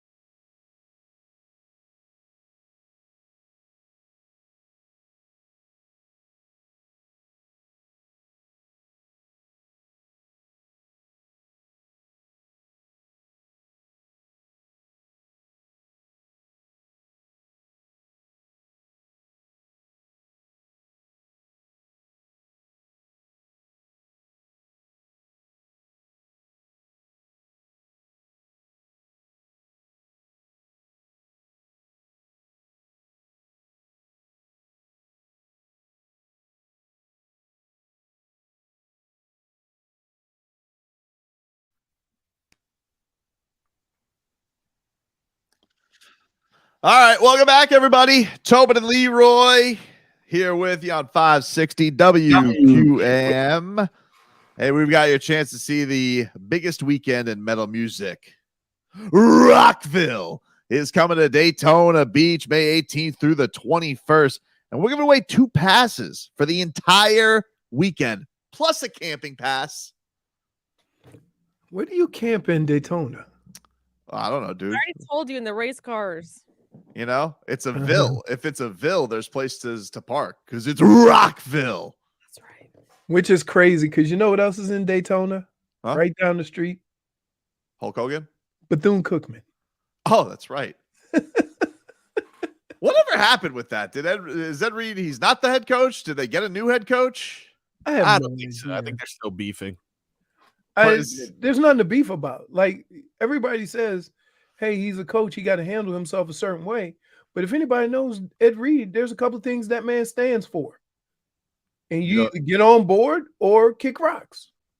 Or kick Rockville. Who do we have before? Oh, dude, we got Tool. Yeah. We got Slipknot. Yeah. Right? Oh. We got Metal Yeti. We got Avenged Sevenfold. We got Pantera, Rob Zombie, and a whole lot more. We love them. Which wait, is funny because you know what? That will also be at Rockville. Rockville, the Metal Yetis. Yeah. A lot of them. A lot of them. A lot of them. A lot of them. Keeps it cold. Log in and listen to WQAM or go to WQM.com and listen. You get 1 entry for every hour that you listen. The more you listen to WQAM, the more chances you have to win. You know what those things cost? For a whole Yetis? The Metal Yetis, $1,000+. You're talking about the cooler, right? The metal. Yeah. I love an outdoor section. I love going to Outdoor World and going to like the cooler section and just seeing all that. You could see that also if you're camping at Rockville. I like the when you go to Outdoor World, I like looking at the big ass fish. Me too. Just sitting there. And then you ever go when which is so unfair to the fish, when the guy's showing people how to fish. The fish had probably been starved, and he goes down there with a little minnow on the hook, so they all attack it. Guy says on the text line, by the way, you pile up every hour you listen, you get another chance to win tickets to Rockville. So go to Rockville. Does that mean I'm eligible? You know? You know what, J-Fig? Do it and then see what they say. That's what I always. I'm a beg for forgiveness type of guy, not permission. Okay. We know. Yeah. We know. A guy, Bam Adebayo on YouTube says, so you know he's a Bam fan, I would imagine. Bam needs to drive to the rim. I'm tired of these BS jumpers with all that athleticism. I think they all need the only guy who does go to the rim pretty aggressively and consistently is Jimmy. Bam does fall in love with that jumper, and I feel like I agree with him. I feel like he's especially fallen in love with it since the All-Star break. He's gotten, and teams want him to do that because when they named him, when they said that's his thing, then all of a sudden, now you know. I mean, he did go a month without missing it. No, listen, he's hitting it. He hit it yesterday. He had an efficient game yesterday, but I think he needs to start getting some of those bigs in foul trouble. It'll give him even more an advantage. Exactly. I agree. Right. I agree, because that's the stuff that's going to. They're going to dare him to listen. They're going to dare him to shoot that a lot in the playoffs. However, you can't just make it your only thing. Like the thing that makes you dynamic is when you do both, and that's the thing that is Jimmy. He could do is he's going to bully you. He's going to get at any point. He's going to get people in foul trouble. He's going to frustrate defenders, and damn it, they need Tyler to do that too. Like what's even more frustrating? You see what teams are starting to do, right? 2-3 zone, daring them to shoot the three. Wouldn't you? Yeah, but that's what I'm saying. Like, and that's what happens a lot of times. Tyler sees that 2-3 zone. He just dribbles around the perimeter. But I think you just got to find a way to still be aggressive with it. Do you think, I do wonder, though, if this ends up being a year where the Heat do come up short in the playoffs, and it certainly doesn't look like a team that right now is going to have a lot of success in the playoffs. Like, what do you think Riley's pivot is from this? Because he His first words are going to be this: all bets are off. I'm going to do whatever I have to do to get this team back where it needs to be. And I wonder though, but like I wonder what that ends up being, because like does Jimmy, because he's always said like he wants to stick out for this build, which I always assumed was just Jimmy's career. They give Jimmy this extension, but like, does Jimmy look at this and say like, I don't know if I trust this organization, because they've, each time I've gotten far, their response to that was not really to do anything and to say, hey, trust the young guy's development. Or is it, no, Jimmy, we're going to revamp the cast completely around you and do whatever we have to do, even if it is, almost like what the Lakers had to do, sell out your picks to get role guys around LeBron. Do the Heat have to treat this like that, or do they, But are we looking at when teams can do that with a player? Are we looking at Jimmy and putting him on the same level as far as what they can do for a team? I mean, he's their guy. Like that's. He's their guy. He's their guy. What I'm saying is that when you do that with LeBron, if you have anything decent, he's going to get you somewhere. Are we saying that Jimmy's that guy too? I do. They would be a lottery team without him, though. Yeah, they would. Yeah. All right. Like I'm not saying he's LeBron. I'm not saying he's LeBron. I get it. Like, look, Jimmy is a confounding player because he does take the regular season like the regular season. He's going to miss a decent amount of games. There are certainly games he looks like he coasts in, because the games that he dials it up, you can see, holy crap, this guy plays hard. He outwills everybody. He's not the most skilled player in the world, but he outwills about everybody in the league. But don't you have to do that as you get older? Pick your spots. Have to be, oh yeah, absolutely. And he's not getting any younger. Like he's going to be 34. So my question is this: the only thing that you can surround Jimmy with is shooters, which is what they thought they had. Ugh. And so how about we trade 4 first-round picks for both Bogdanoviches? Both of them. Wow. Right. All we right. Get all the Bogdanoviches. Can I just Jimmy Butler? Can I just say this? Can I just say this without sounding too crazy? You're intangible. Yeah. Well, no, I mean, listen, some intangibles are going to have to take a hike next year. Who we get? I know who's number one on your list. Who? Dunks. I actually don't. I mean, listen, first of all, you're not getting anything for Dunks. I honestly think, like, take him to a darkness retreat, whatever you have to do. Have him and Spo go do a trust fall. Whatever you need to do to get that relationship fixed. Hey, by the way, if he did a trust fall with Spo right now, he'd drop Spo letting his ass fall. Whoops. Sorry, Duncan. Hey, Dunks, how about you make a 3? So what do you this happens to the Heat, and maybe it's because I follow them more, but it maybe happens to other teams where half of the players they invest in don't pan out. Yep. Right? Like when they bring in veterans, guys they know what they can do, it kind of works out for them. I would say most of the guys, honestly, dude, since they cheapskated Wade, they went overkill on paying people. And, I don't know if that was a domino effect of that or what, but I would say, yeah, most of the guys that they've invested in have bit them in the ass. Obviously. Go back, J-Fig. The last one. Which one? This one? No, the Kyle Lowry one. Got it. There you go. Kyle Lowry picks the spots too. Chick-fil-A, Krispy Kreme, Benihana's. Witcher. So I don't know what the answer is when you've put yourself in a situation where you got a lot of guys who aren't performing like they have in the past, but you paid them a lot of money. You had $50 million on the salary cap yesterday, play 6 minutes in garbage time. Kyle Lowry, 0. Duncan Robinson, 6. When it was already over. You can't do that in a sport like this. No. The killer. Can't. And you don't have anybody on your roster, any young talent that's going to bring you into the future that's getting paid cheap.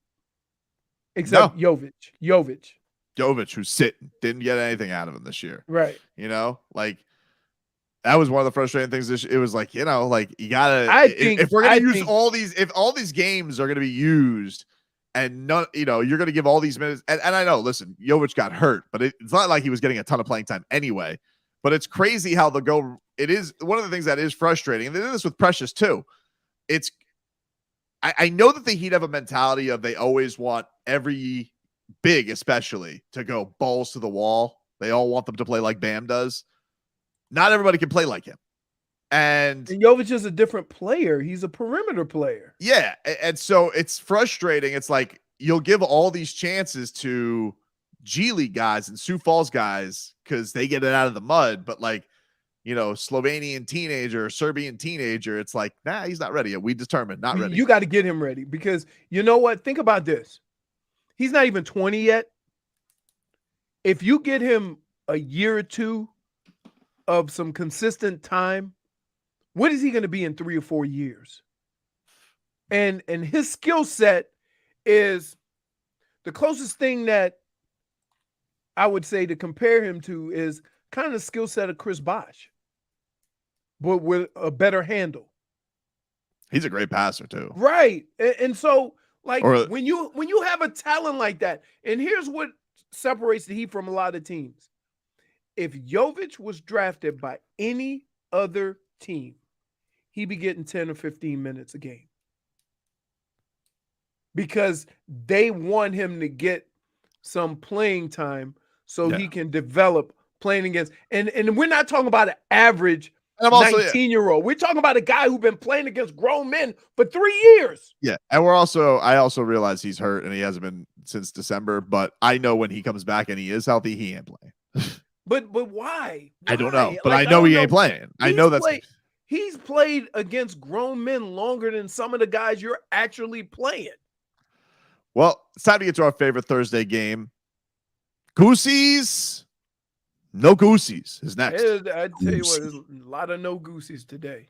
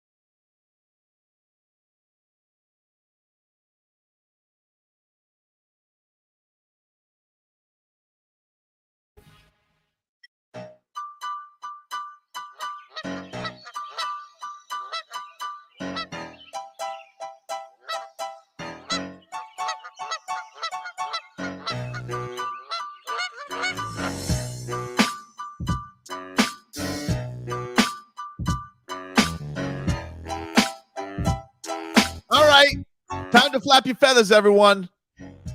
It's time for little goosies, no goosies. Get some topics, go around the room, say what's what.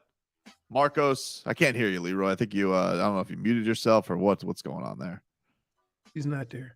I said, did J-Fig go get her hunting rifle? Yeah, I'm not sure. You know what? Let me find her. She's schmoozing it up in the. Why don't you give us a weather update while we wait, Leroy, from the Demesman and Dover Law Firm. YourAccidentAttorneys.com. Free consultations 24/7. Call them at 866-954-MORE. Let me go to the window plex. Checking everything out. All right, I'm looking at the breezes. The breeze looks like it's out of the southwest at about 5 to 10 miles an hour. It's partly cloudy, and I would say it's about 84 degrees. How do you do, Marcos? When did the whale take Leroy's job? What are you talking about?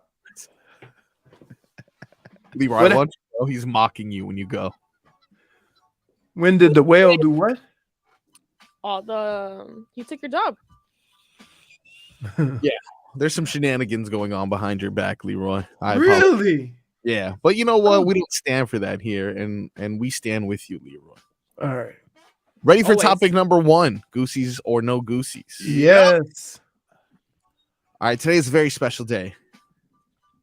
I'm going to ask you, is this goosies or no goosies? Tobin, Tua's birthday. Oh, wow. It's goosies galore, dude. Goosies galore. Agreed.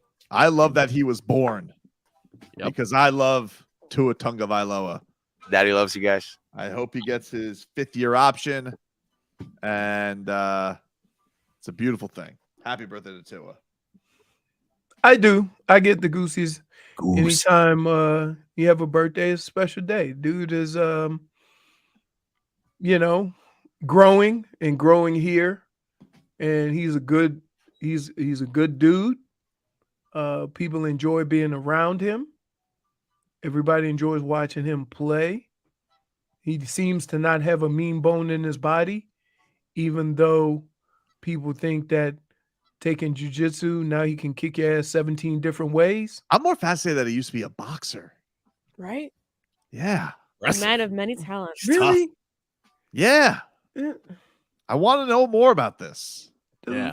Like Don't be mad about it. Listen, because of that, we learned you got to go down the David Tua rabbit hole yesterday. Oh, yeah. Fun. You guys enjoyed that. Let me tell you. That dude, too much. It was a watch. That dude had a left hook on him, huh? Yep. But yeah, I got the goosies. I'm glad to see he's down here, and I want to see him. Look, it's a shame that a guy who has said nothing wrong, done nothing wrong in some of the toughest conditions you could play the sport in at that position early in his career, and he still never said anything negative about anybody. What about you, J-Fig? You got the goosies to his birthday?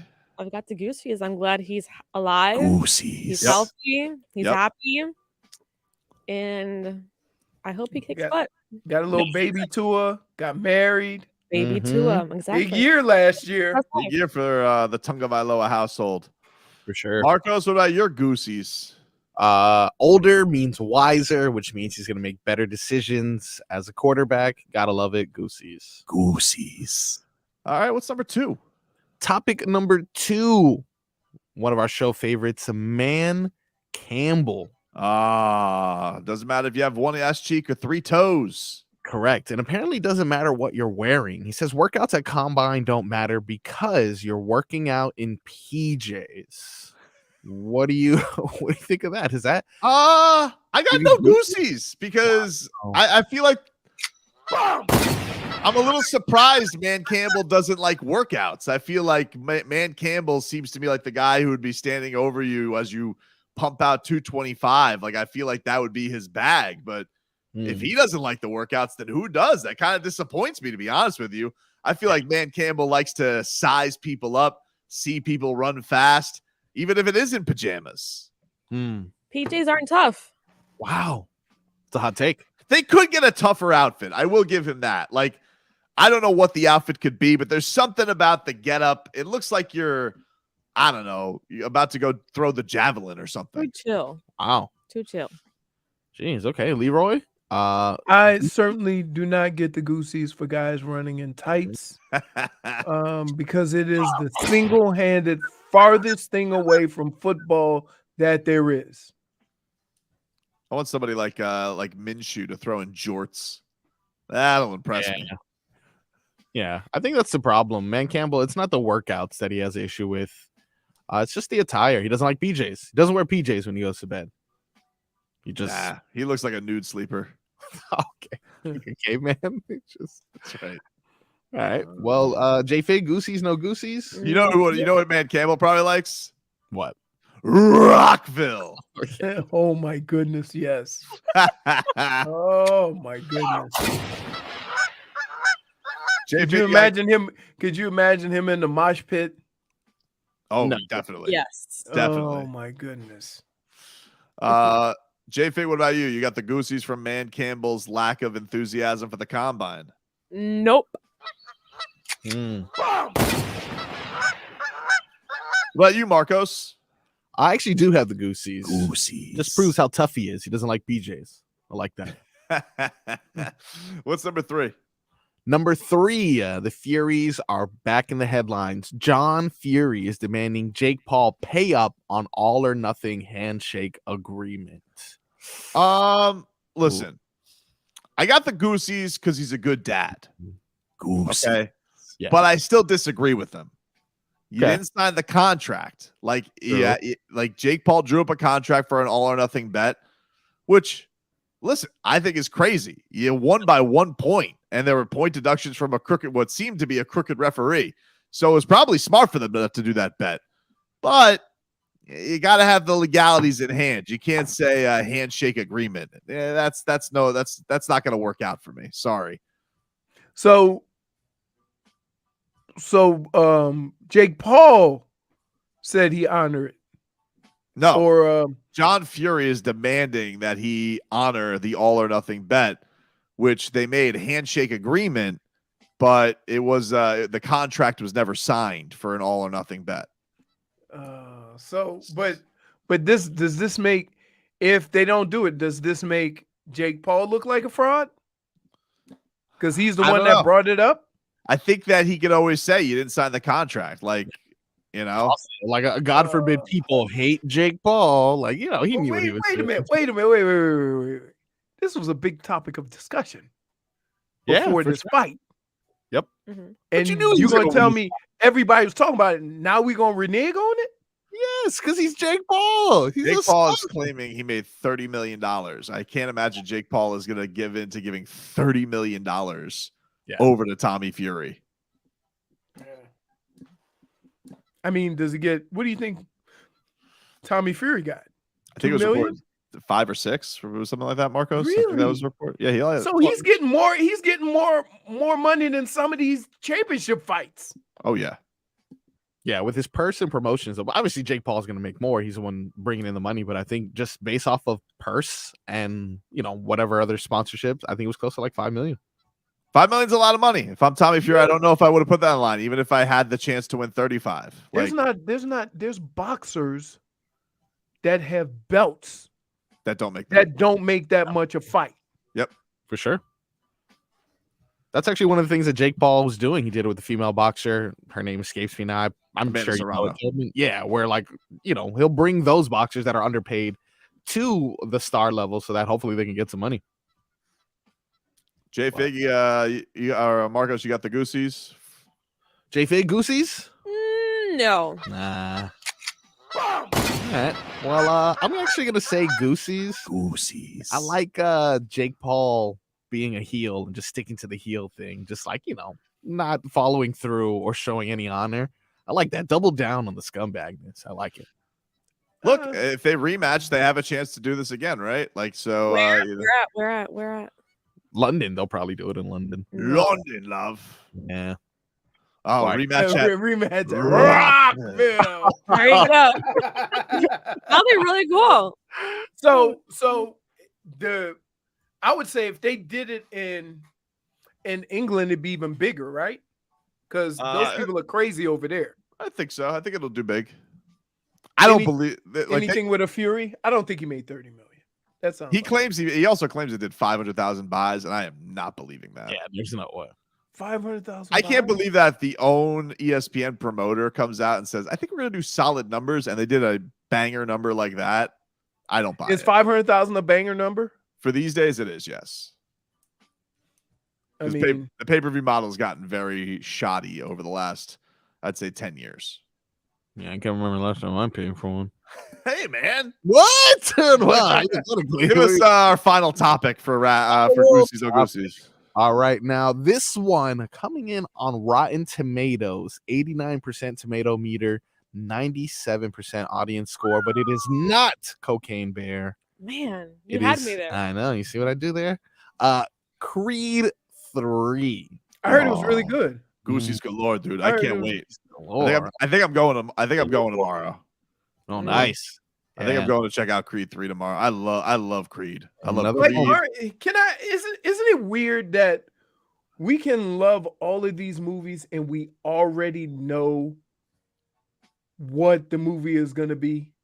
I don't know what's going to happen. Yes, you do. I don't know. Yes, you do. No, I don't know. Championship boxer. He either gets pieced up or by somebody, i.e. 2023 Mr. T, come in mean mugging, talking trash. The thing I'm interested in is no Stallone. That's the thing. That's weird. That is weird. You know, I heard he was upset. Like he was like, they've taken the movie and changed what it was. No, I think it's the first time because like when they came out with Creed, like they brought the script to him. Like a guy wrote it as a fan. The guy, who the hell, the same director as Black Panther, like he brought that whole story to Stallone and convinced him to do it. And then they had him in there. He took more control for Creed 2. And then they kind of passed it off to Michael B. Jordan. It's his bag now.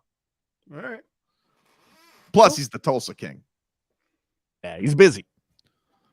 Hey, I'm running Tulsa. Man. Anyway, I got the Goosies. I love it. Any boxing movie, you're gonna get me. I'm a sucker for that. Leroy? Yeah, I'm interested. I'm interested to see how it's put together because this is his first time he's directing a film. But as far as the plot, I mean, seen it, done it. You don't know what's gonna happen. Friends become foes. Predict everything right now. Yeah. I can't predict it. Am I not the one who predicted? No, I said Game of Thrones. But now, did I not predict games? Yeah, she's saying she's not doubting you. She's saying do it. Here's what's gonna happen. All right. Guy's gonna come across his childhood friend. Okay. Dude is angry for some reason. They're always angry.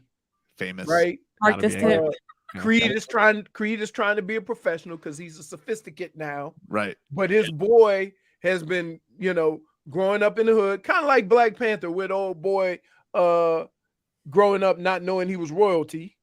Right. And then they meet up, talks a little trash. I want my chance at the title. He's like, like they did, just like he basically took Black Panther and put it in a boxing ring. No. Yes, he did. You don't know that. So, yes, he did. You think so? Now he gonna fight his childhood friend. So he thinks he's like, oh, Adonis. All of a sudden you're Adonis Creed. You were Johnson when I knew you. Right. Wow. Exactly. And then they gonna end up fighting. Now I don't know if they're gonna fight once or twice, but before they have this fight, they did do twice last time. They did do twice last time. I think they should only do once this time. They played that role against the Russian last time, where they did 2 fights. Right, but I'm just saying, they're gonna fight somewhere. Is he gonna be in a bar? Is he gonna be in the street? And then Creed gonna get mad. Then he gonna want this championship. He won't go beat him down. And then all of the people around him was gonna say, "You don't want this fight. This dude, no, you're past this. You don't need to go back down and fight a contender. You the champ." Right? And then they're gonna go through this and whatever. You think there's gonna be somebody like Mickey who's gonna say, "You don't want this. He's a killer rock." Yep. Yeah. Oh wow. Yep. Maybe Wow. Kurt. Like, come on, we know what's happening. Do you think like the nephew or like the great grandson of Mickey Goldmill comes back and he trains Creed for this one? No, but it looked like he had He his old trainer, the one black dude that was in oh yeah, the guy from the LA gym. Yeah, correct. So yeah, we know what's happening. It's just a matter of how is the confrontation. Here's all you need to know. They're gonna hook up, they're gonna meet, they're gonna be friends, but dude gonna have a little anger in his heart. They're gonna be in the club or out in public or somewhere. He gonna call Creed out, they're gonna meet up, they're gonna either have a fist fight or they're gonna get to jawing at each other, and then he gonna say, I'll take that fight, right? Just like the OG Creed did, just like Rocky has done, right? Just like they all do. They take the fight, and then you're going to fight once or twice. He's going to get peace. He got to get knocked out. This is all you need to know about He Rocky, already did it, Creed, but you're doing Creed be, too. Wait, hold on. I'm going to tell you like this. At some point, Creed got to get knocked out, and then this trainer going to take him back to basics. That's all you need to know. So they go, sir. That's gonna be running with the parachute, doing up downs in the ocean, running on the sand, racing Rocky. You're doing crazy. You're doing Creed 2. That's what happened in Creed 2. Spoiler alert. That's what happened. He lost to the Russian, and they had to go back to basics. He was and then he had to go work out in the desert. Okay, here he comes. Now they're going to the now they're going to go to the cold. Yep, and let's not forget. You know, his wife, he got a kid now. That's right. And she's going to be in the background. Don't do it, Adonis. Don't do it. Right. And then as soon as I got to be me. I got to be me. I'm not a whole person if I'm not me. Go do it. Don't lose. Then they go fight. That's it. There you are. I just did the whole movie hold on. one segment. First of all, I don't like that you spoiled the movie. Second of all, I haven't seen it. Second of all, you're telling me that Tessa Thompson is not going to hit him with a win because Adrian told Rocky win. She hits him with a don't lose. First, they're gonna have the conversation like the last movie where he said, "I gotta be me. I gotta do this. I'm not a whole person. What I'm gonna show my kid if I don't follow up with this, right?" And then she's gonna be like, Win, Adonis, win. Then all of a sudden she gonna flip, and then she gonna be in the corner. And you know, during the fight, somebody gotta yell, "Throw in the towel!" Somebody close to him. No, in the fight. And you, no. And then he gonna come back and win. That's it. All right, we gotta take a break. I don't think he's very wrong, but I still can't wait. Back after this.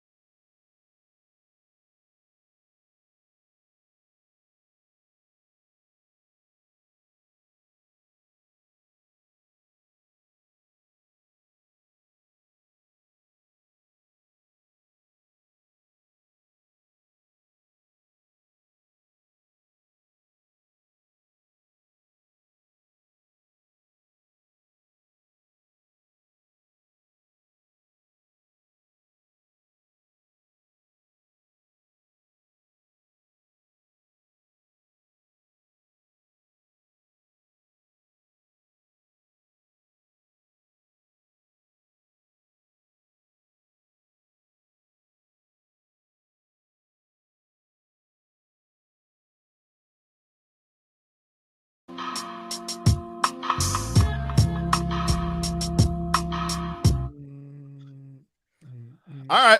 Welcome back, everybody. Me and you. Your mama and your cousin too. Don't get us pulled, Marcos. Welcome back, everybody. Taking it up until 2 o'clock. Alexa Grasso is going to join us later on this hour. She is fighting for the championship coming up at UFC 285 this weekend. Has she ever fought for a title before? Nope. Nope. She used to fly at 115. Then she moved up to 125 pounds, won 4 straight, and now she's fighting for the belt. All right, cool. Got to be nice to have to not make 115 pounds anymore. Jeez. I mean, I think I was 9. That's the last time you were 115 pounds? Well, let me tell you, when I was playing Pee Wee, I was on the 110-pound team, and I had to run in a paper bag, a garbage bag, to get underneath 110 before every game. So I would say that was maybe 10. Yeah. So I was the average 10-year-old should be 70 pounds. No, dude. I was. Oh, my son's definitely past that already. I was way past that. I had to, I'm trying to think. I might have been a little bit older. So it might have been 12, 13, because I didn't, I'm trying to think, 7th and 8th grade, I didn't play anymore. So how old are you when you're in 7th grade? You're like 11, 12. Right? So yeah, 6th grade year. 12. 6th grade year, 110. I was a moose. But I was the big kid. Mm-hmm. And from the time I was in the 10th grade till life, I grew 2 inches. That's it, because I was like 5'10". Chapo says, damn, Tobes, you're going to have a dead body on the show within an hour. Love her, but feel bad. Bullet's going to wash her. Well, we'll see, dude. I mean, like, it has been a year. This last calendar year, a lot of reigning champions have got. Valentina's good. I'm curious because one of the things that in fighting that you don't take into account is that some people naturally fight at a certain weight where they don't have to have that struggle of cutting a whole bunch of weight. And I'm wondering if moving up to 125 and having that extra 10 pounds has her feeling, like her body feeling a little bit stronger. I mean, so it looks like she it can has. go in there and pack, you know what I mean? Go in and pack a little more punch. She's been it looks like it has. I mean, she's been killing it since she got to flyweight. Right. Not an interview shirt either, by the way. Smart asses on Twitch. All right. So dude, we like do that. We know. Although J Fig keeps missing the memo. What do you What are mean? you talking about? The shirts? I got another gray shirt on. No, it's black. Well, It's now it just looks black, but that's why I wore both. black Yeah. and white. I didn't know what you guys were gonna do. I thought you were just strictly wearing it for Rockville. I was too. Do you here? Are you one of those people that every concert you go to, you got to buy a shirt? So mostly, but if you have really bad merch, I'm not doing it. But I have a big drawer with a bunch of shirts. Yeah, I could see that. I And then, really of course, little dog versions for Scooby. Oh my god, So Scooby's got on this little black and white shirt. Yeah, Scooby actually is going to a dog version of the concert called Barkville. Oh, okay. I don't have a black and white. I don't have a black and white shirt, but I do have a black and white dog, Oreo. That's true. Well, Yeah. Scooby's tricolored, so That sounds like mutt. kind of. Get some headlines here brought to you by the new Palmetto Ford Truck Super Center. Why buy your truck at a car store? Palmetto Ford. We know trucks. We'll get more into it coming on up, but the Heat lost last. We'll get more into it, but the Heat lost last night, 119-96. Jesus, to the Sixers with no Joel Embiid. I mean, I got to tell you, I'm more afraid of them without Joel Embiid than with Joel Embiid. When Joel Embiid is playing with them, the game's slower. Tough watch. Tyrese Maxey. Yeah, that guy's fast. Yeah. Panthers back on the ice tonight against the Nashville Predators. 7 o'clock puck drop from FLA Live Arena. You, of course, can hear that here on 560 Last hope for a run, baby. WQAM. Last hope for a run.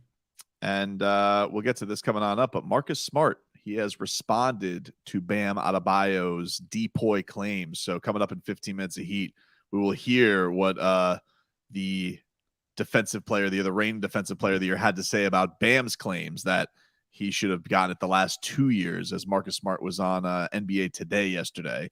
And you know ESPN loves kissing the Celtics ass. So we'll get to that coming on up. 15 minutes of heat, back after this.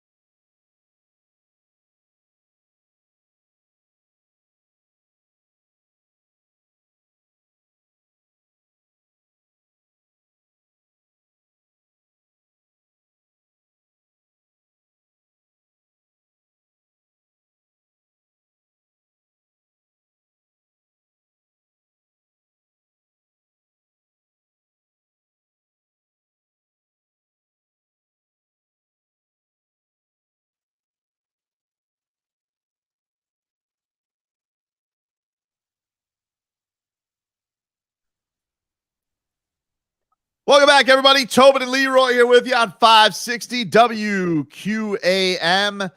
Taking you up until 2 o'clock. Miami Heat. Whew.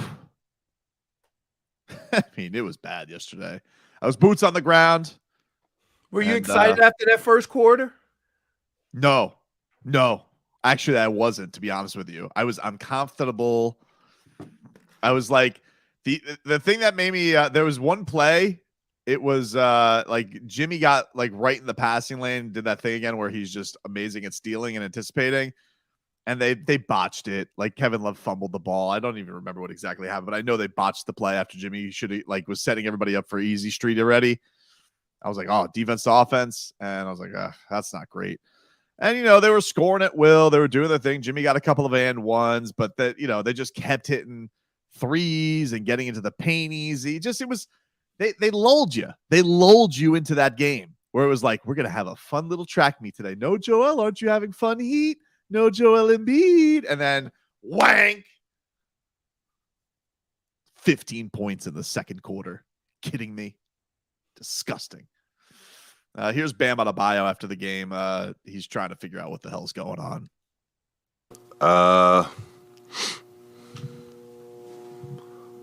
Man, I honestly feel like we have too many mental laps in the middle of the game. Guys leaving guys open. It was really on the other end tonight. We didn't get any stops, and that's what hurt us the whole game. We was getting what we wanted on offense. We just couldn't get any stops. Look, well, respectfully, big picture, Bam, how do you explain kind of the inconsistencies throughout the whole season, just from game to game? I mean, you can't really explain it. It's an up and down season. As you can see, it's been up and down this whole season, so can't really explain that. It's more so we just have to find that right niche for us, and we haven't found it yet. Respectfully, Leroy. On the other end. Whoa, hold on. Please let me at it. What? The worst team in the NBA averages more than 100 points. If you don't score 100 points, it ain't on the other end. If you score 15 points in a quarter, it ain't on the other end. It ain't on the other end. I'm so like, that's what they always say, our offense was fine. We getting the open shots. Yeah, because the Heat, they like to envision themselves like an anaconda. Like they're going to slowly crush the life out of a team to get one meal. And like, it's not on the other end, dude. You can't score 15 points in a quarter in this day and age. Let alone 2. Oh, man. I mean, look, I think they're trying to find nice ways to say it, to say that, I can't explain why it's so different than it was last year. The fact of the matter is they're playing average basketball. Are they a better than average team? I would like to think so. But anytime you go from being the best at something to being the worst, that's going to affect the amount of games you win. And I've always said that it'll turn around because shooters go through slumps. But everybody doesn't normally do it at the same time. I mean, everybody. Whoever shoots a 3 for the Miami Heat is shooting up some bricks.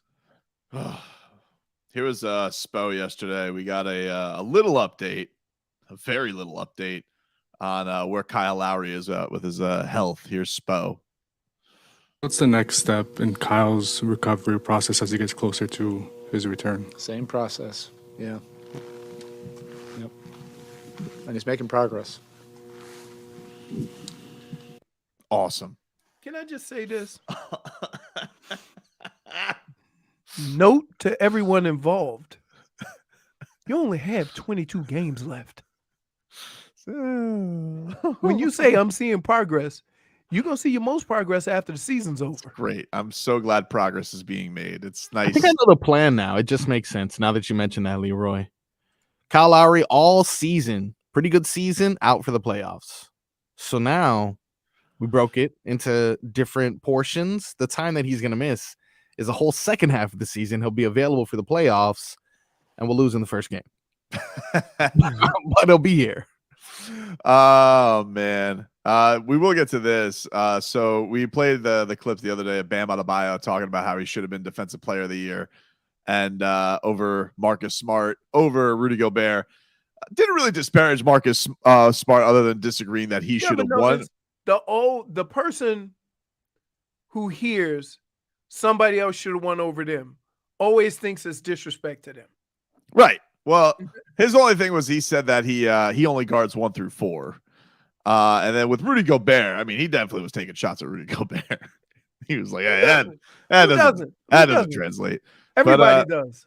Marcus Smart was on NBA Today with Malika Andrews, and this is what the Celtics point guard had to say in response to Bam thinking he should have won Defensive Player of the Year. Bam Adebayo told Bleacher Report's Taylor Rooks that he should have won Defensive Player of the Year over you. What do you say to that? Bam, come on now. Bam's a good guy, good friend of mine, but me and Bam both know that's a lie. You know what I'm saying? The things I was doing at that time at my size was different. And last time I recall, Bam, I blocked your shot as well, your dunk as well. So, you know what I'm saying? That should let you know everything you need to know right there. Here's the thing. They showed that. I watched the video clip of this. That block is from 3 years ago. It's not like you did it on your campaign, Marcus. We all remember that one time I got Bam, back when he was a rookie. That was we all remember that.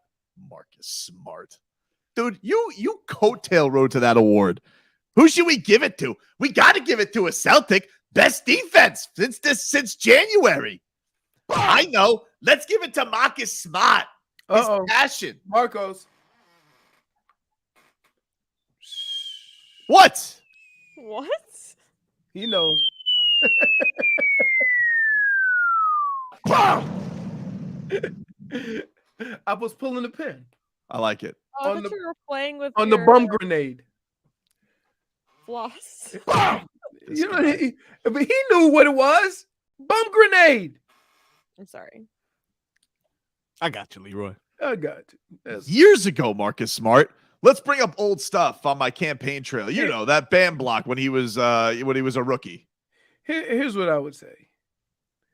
Like, I get what Bam is saying, and I understand where Bam is coming from because I watch him every night, right? But Marcus, who cares? You won. Like, that's all that needed to be said. No, that's a lie. See, I said, you know what I would say? If I was Bam, I'd think that too. But I won it. If I was Bam, I'd be like, yeah, you know, that was a nice block when I was a 20-year-old. You know what also was a great block? The one where I won an Eastern Conference Finals game by myself when I stopped your best player, which you are not, which is why I don't even waste my time guarding you because you're an afterthought on that team on offense. Wow. I mean, that's a little bit wordy. It's true, though. It's a little wordy.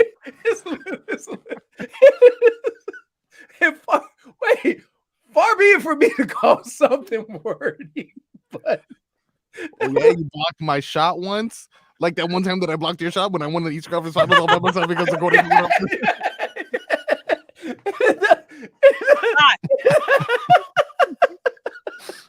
It doesn't have the same, I'm not on my game today. I'm very, very stressed out because of Tyrese Maxey. Wait, I got to tell you.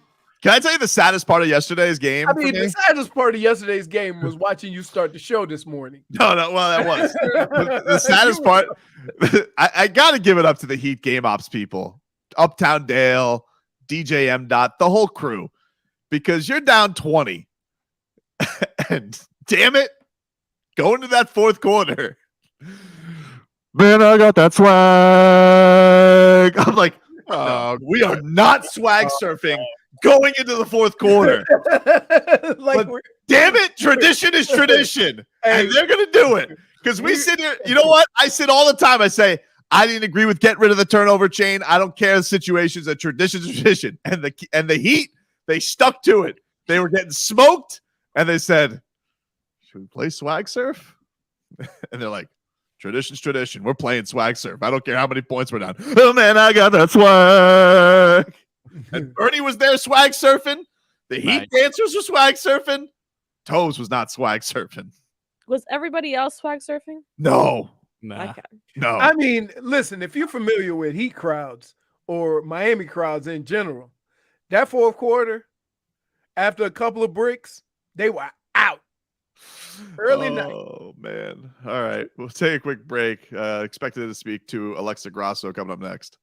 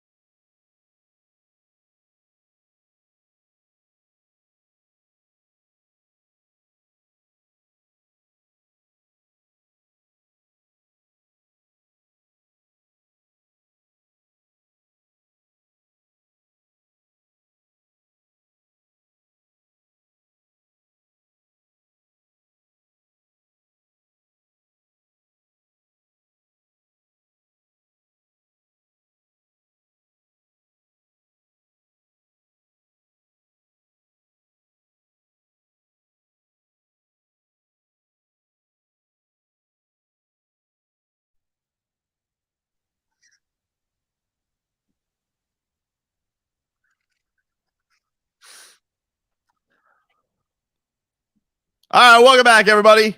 Tobin and Leroy here with you on 560 WQAM, taking you up until 2 o'clock. If you missed any of today's show, you guys can get the Tobin and Leroy podcast available for you on all podcast platforms. And, of course, you guys can get us on YouTube, Twitch. Miami 560 WQAM is the channel. Before we get to Alexa Grasso, who's going to hop on, she's fighting in the co-main event of UFC 285 this week. We've got your tickets to the biggest weekend in metal music. Rockville. I love how we all look at you when you're going to say it. You're all excited? Yeah. Well, you guys can win 2 passes for the entire weekend, plus a camping pass. And you guys can be there to see Tool, Slipknot, Avenged Sevenfold, Pantera, Jaguara, Rob Zombie, and a whole lot more. What? Okay. What's wrong? Vanessa's going to be there. Really? That's a fake name, J-Fig. You're not fooling me. Oh, please. Good luck. Oh, boy. Jaguara? You guys, if you guys listen to the Odyssey app and on WQAM, you log in and listen. For every hour you listen, you get a new chance to possibly win the grand prize. And you can also do that at WQAM.com. The more chances, the more hours you listen, the more chance you have to win tickets to Rockville, May 18th through the 21st in Daytona. You get a camping pass.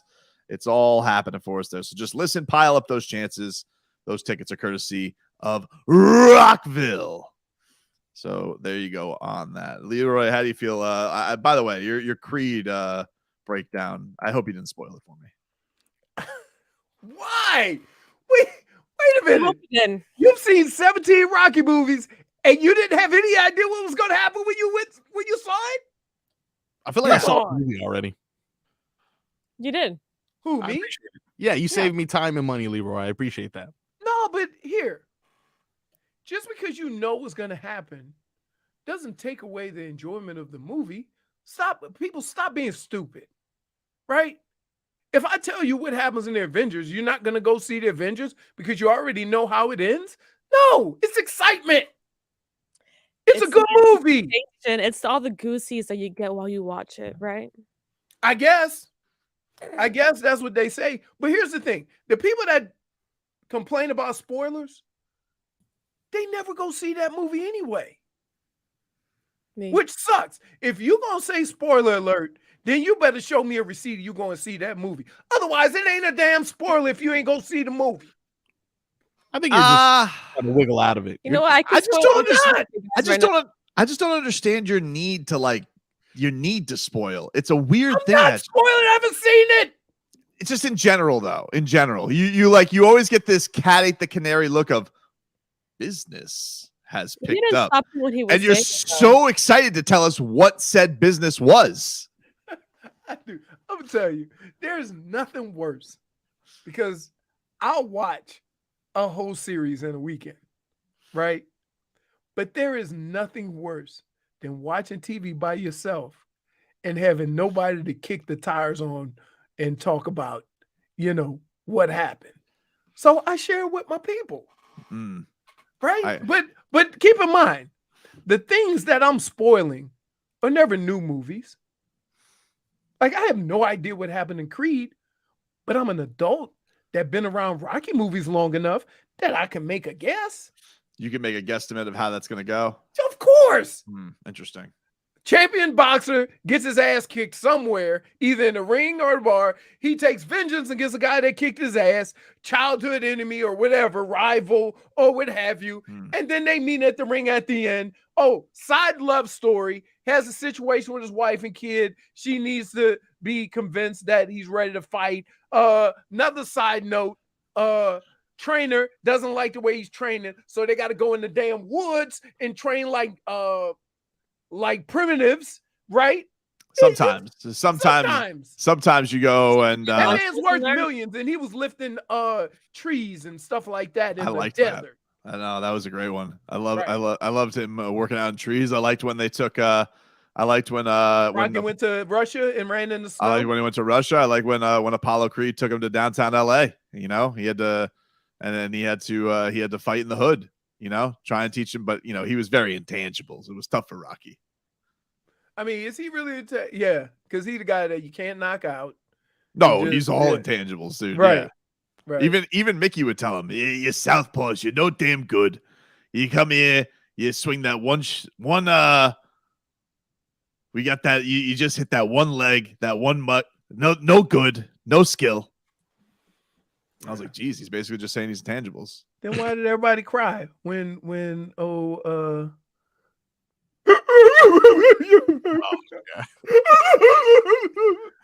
Are you mocking? I don't like what you. I am. Are you shaming? I don't like what you're doing. Can I just say something? There's some people that are ugly criers. Rocky should not be crying. Dude, stop. He's emotional. I didn't know this was a comedy. He should be, like he was emotional. His trainer died. I know, but why wouldn't you be emotional in that moment? Okay, because he kind of, why he tried to act, and that threw him off his game. He's Tulsa King. Tulsa King ain't gonna cry. Dims the brakes, right?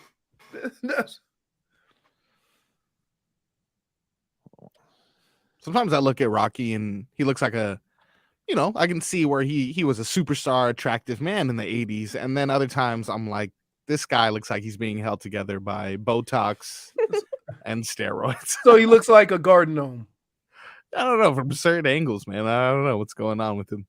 But his it's okay. Face, he's not in pre-3. His face does look like Botox isn't holding it together. Yeah. Sometimes he's the action hero we all need. And wait.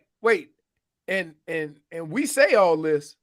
We're not the ones that got caught throwing 17 pounds of testosterone out the window in Europe. Allegedly. No, it wasn't alleged. I think it was also Australia too. Australia. Yeah, exactly. No, that's allowed down there. I don't think it was. Why would he throw it out of there then? You don't remember that? Come on. When was that? It was a while ago. Nah, I need answers. When he threw his was it either steroids or testosterone out the window? We know it's you, Rocky. Don't do that. Why don't you spoil this movie for us? There's no spoiling Meth Gator. How could you know? Let me first of all, a whole lot of like a meth lab spills into the swamp. I mean, it wasn't a meth gator as much as it was the meth gator creator. Okay, because you had to be on something to create a gator like that. Look, who drew that picture? Marcos. And why is the water up to the third floor? Oh, and keeping in line with Sharknado. Climate change. Just random tornadoes with sharks. Ugh. It's funny though because you see that water there, but then like it's super calm right in front of him. Yeah, it makes no sense. Well, he is causing the disturbance. I think the calmness Yeah, of the but water. if you're ruffling all that water back there like that, it should be already ruffled in the front. I really love how we're looking at the cover of Meth Gator and JP's the physics are all off on this water. Chemistry seems to be off with this. Someone says that's your cousin. Hey. That's reptile, dude. Let's not say things we can't take back. Jeez. Completely different. Really? Messed up, dude. What? Those palm trees. I guess we're off on this interview. We don't have time now. I know. The PR guy bleeped up. He gave it the wrong link. All right. Well, I guess I know who my candidate. Oh, wait. We got a few minutes. We'll pop her on here. Okay. Yeah. She here? It's loading. She is Loading. Loading. Everything you guys are doing right now is making me very uncomfortable. It's like you're trying to make the motion of buffering. Like, yeah, that's essentially we're an active spinning wheel. Right now. The little spinning wheel.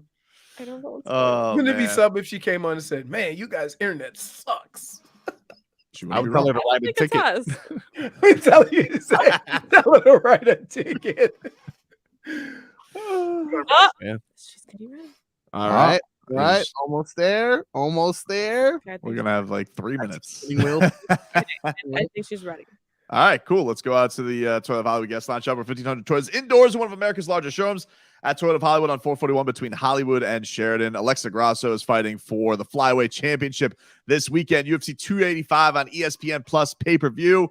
Alexa, thanks for the time. We appreciate you joining us. Thank you so much. Hey guys, how are you? We are good. We are good, Alexa. How exciting is this week? You got a lot of I'm sure a lot of coverage going on, a big goal, a big lifetime goal at the end of it. Like, are you handling everything okay this week? This will be very exciting for you.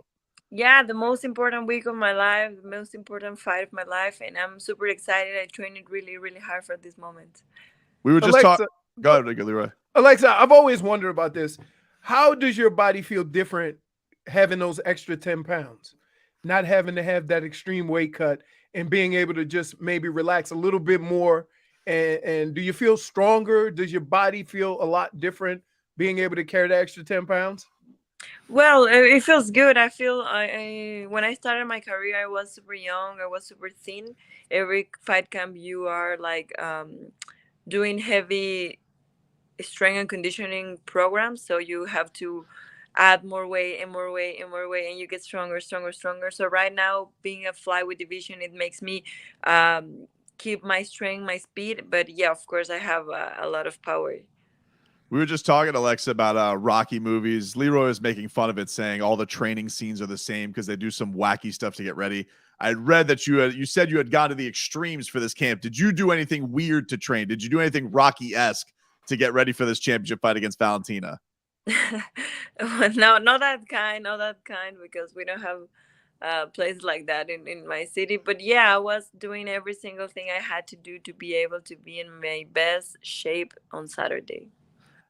How do you feel in terms of, like, she's been a long reigning champion, but man, Alexa, we've seen a lot of long reigning champions fall lately. Like, does that give you any more confidence in the fact that we've seen, people who have been champion for a long time, that you could get this done? Like, this is a sport where literally anything can happen.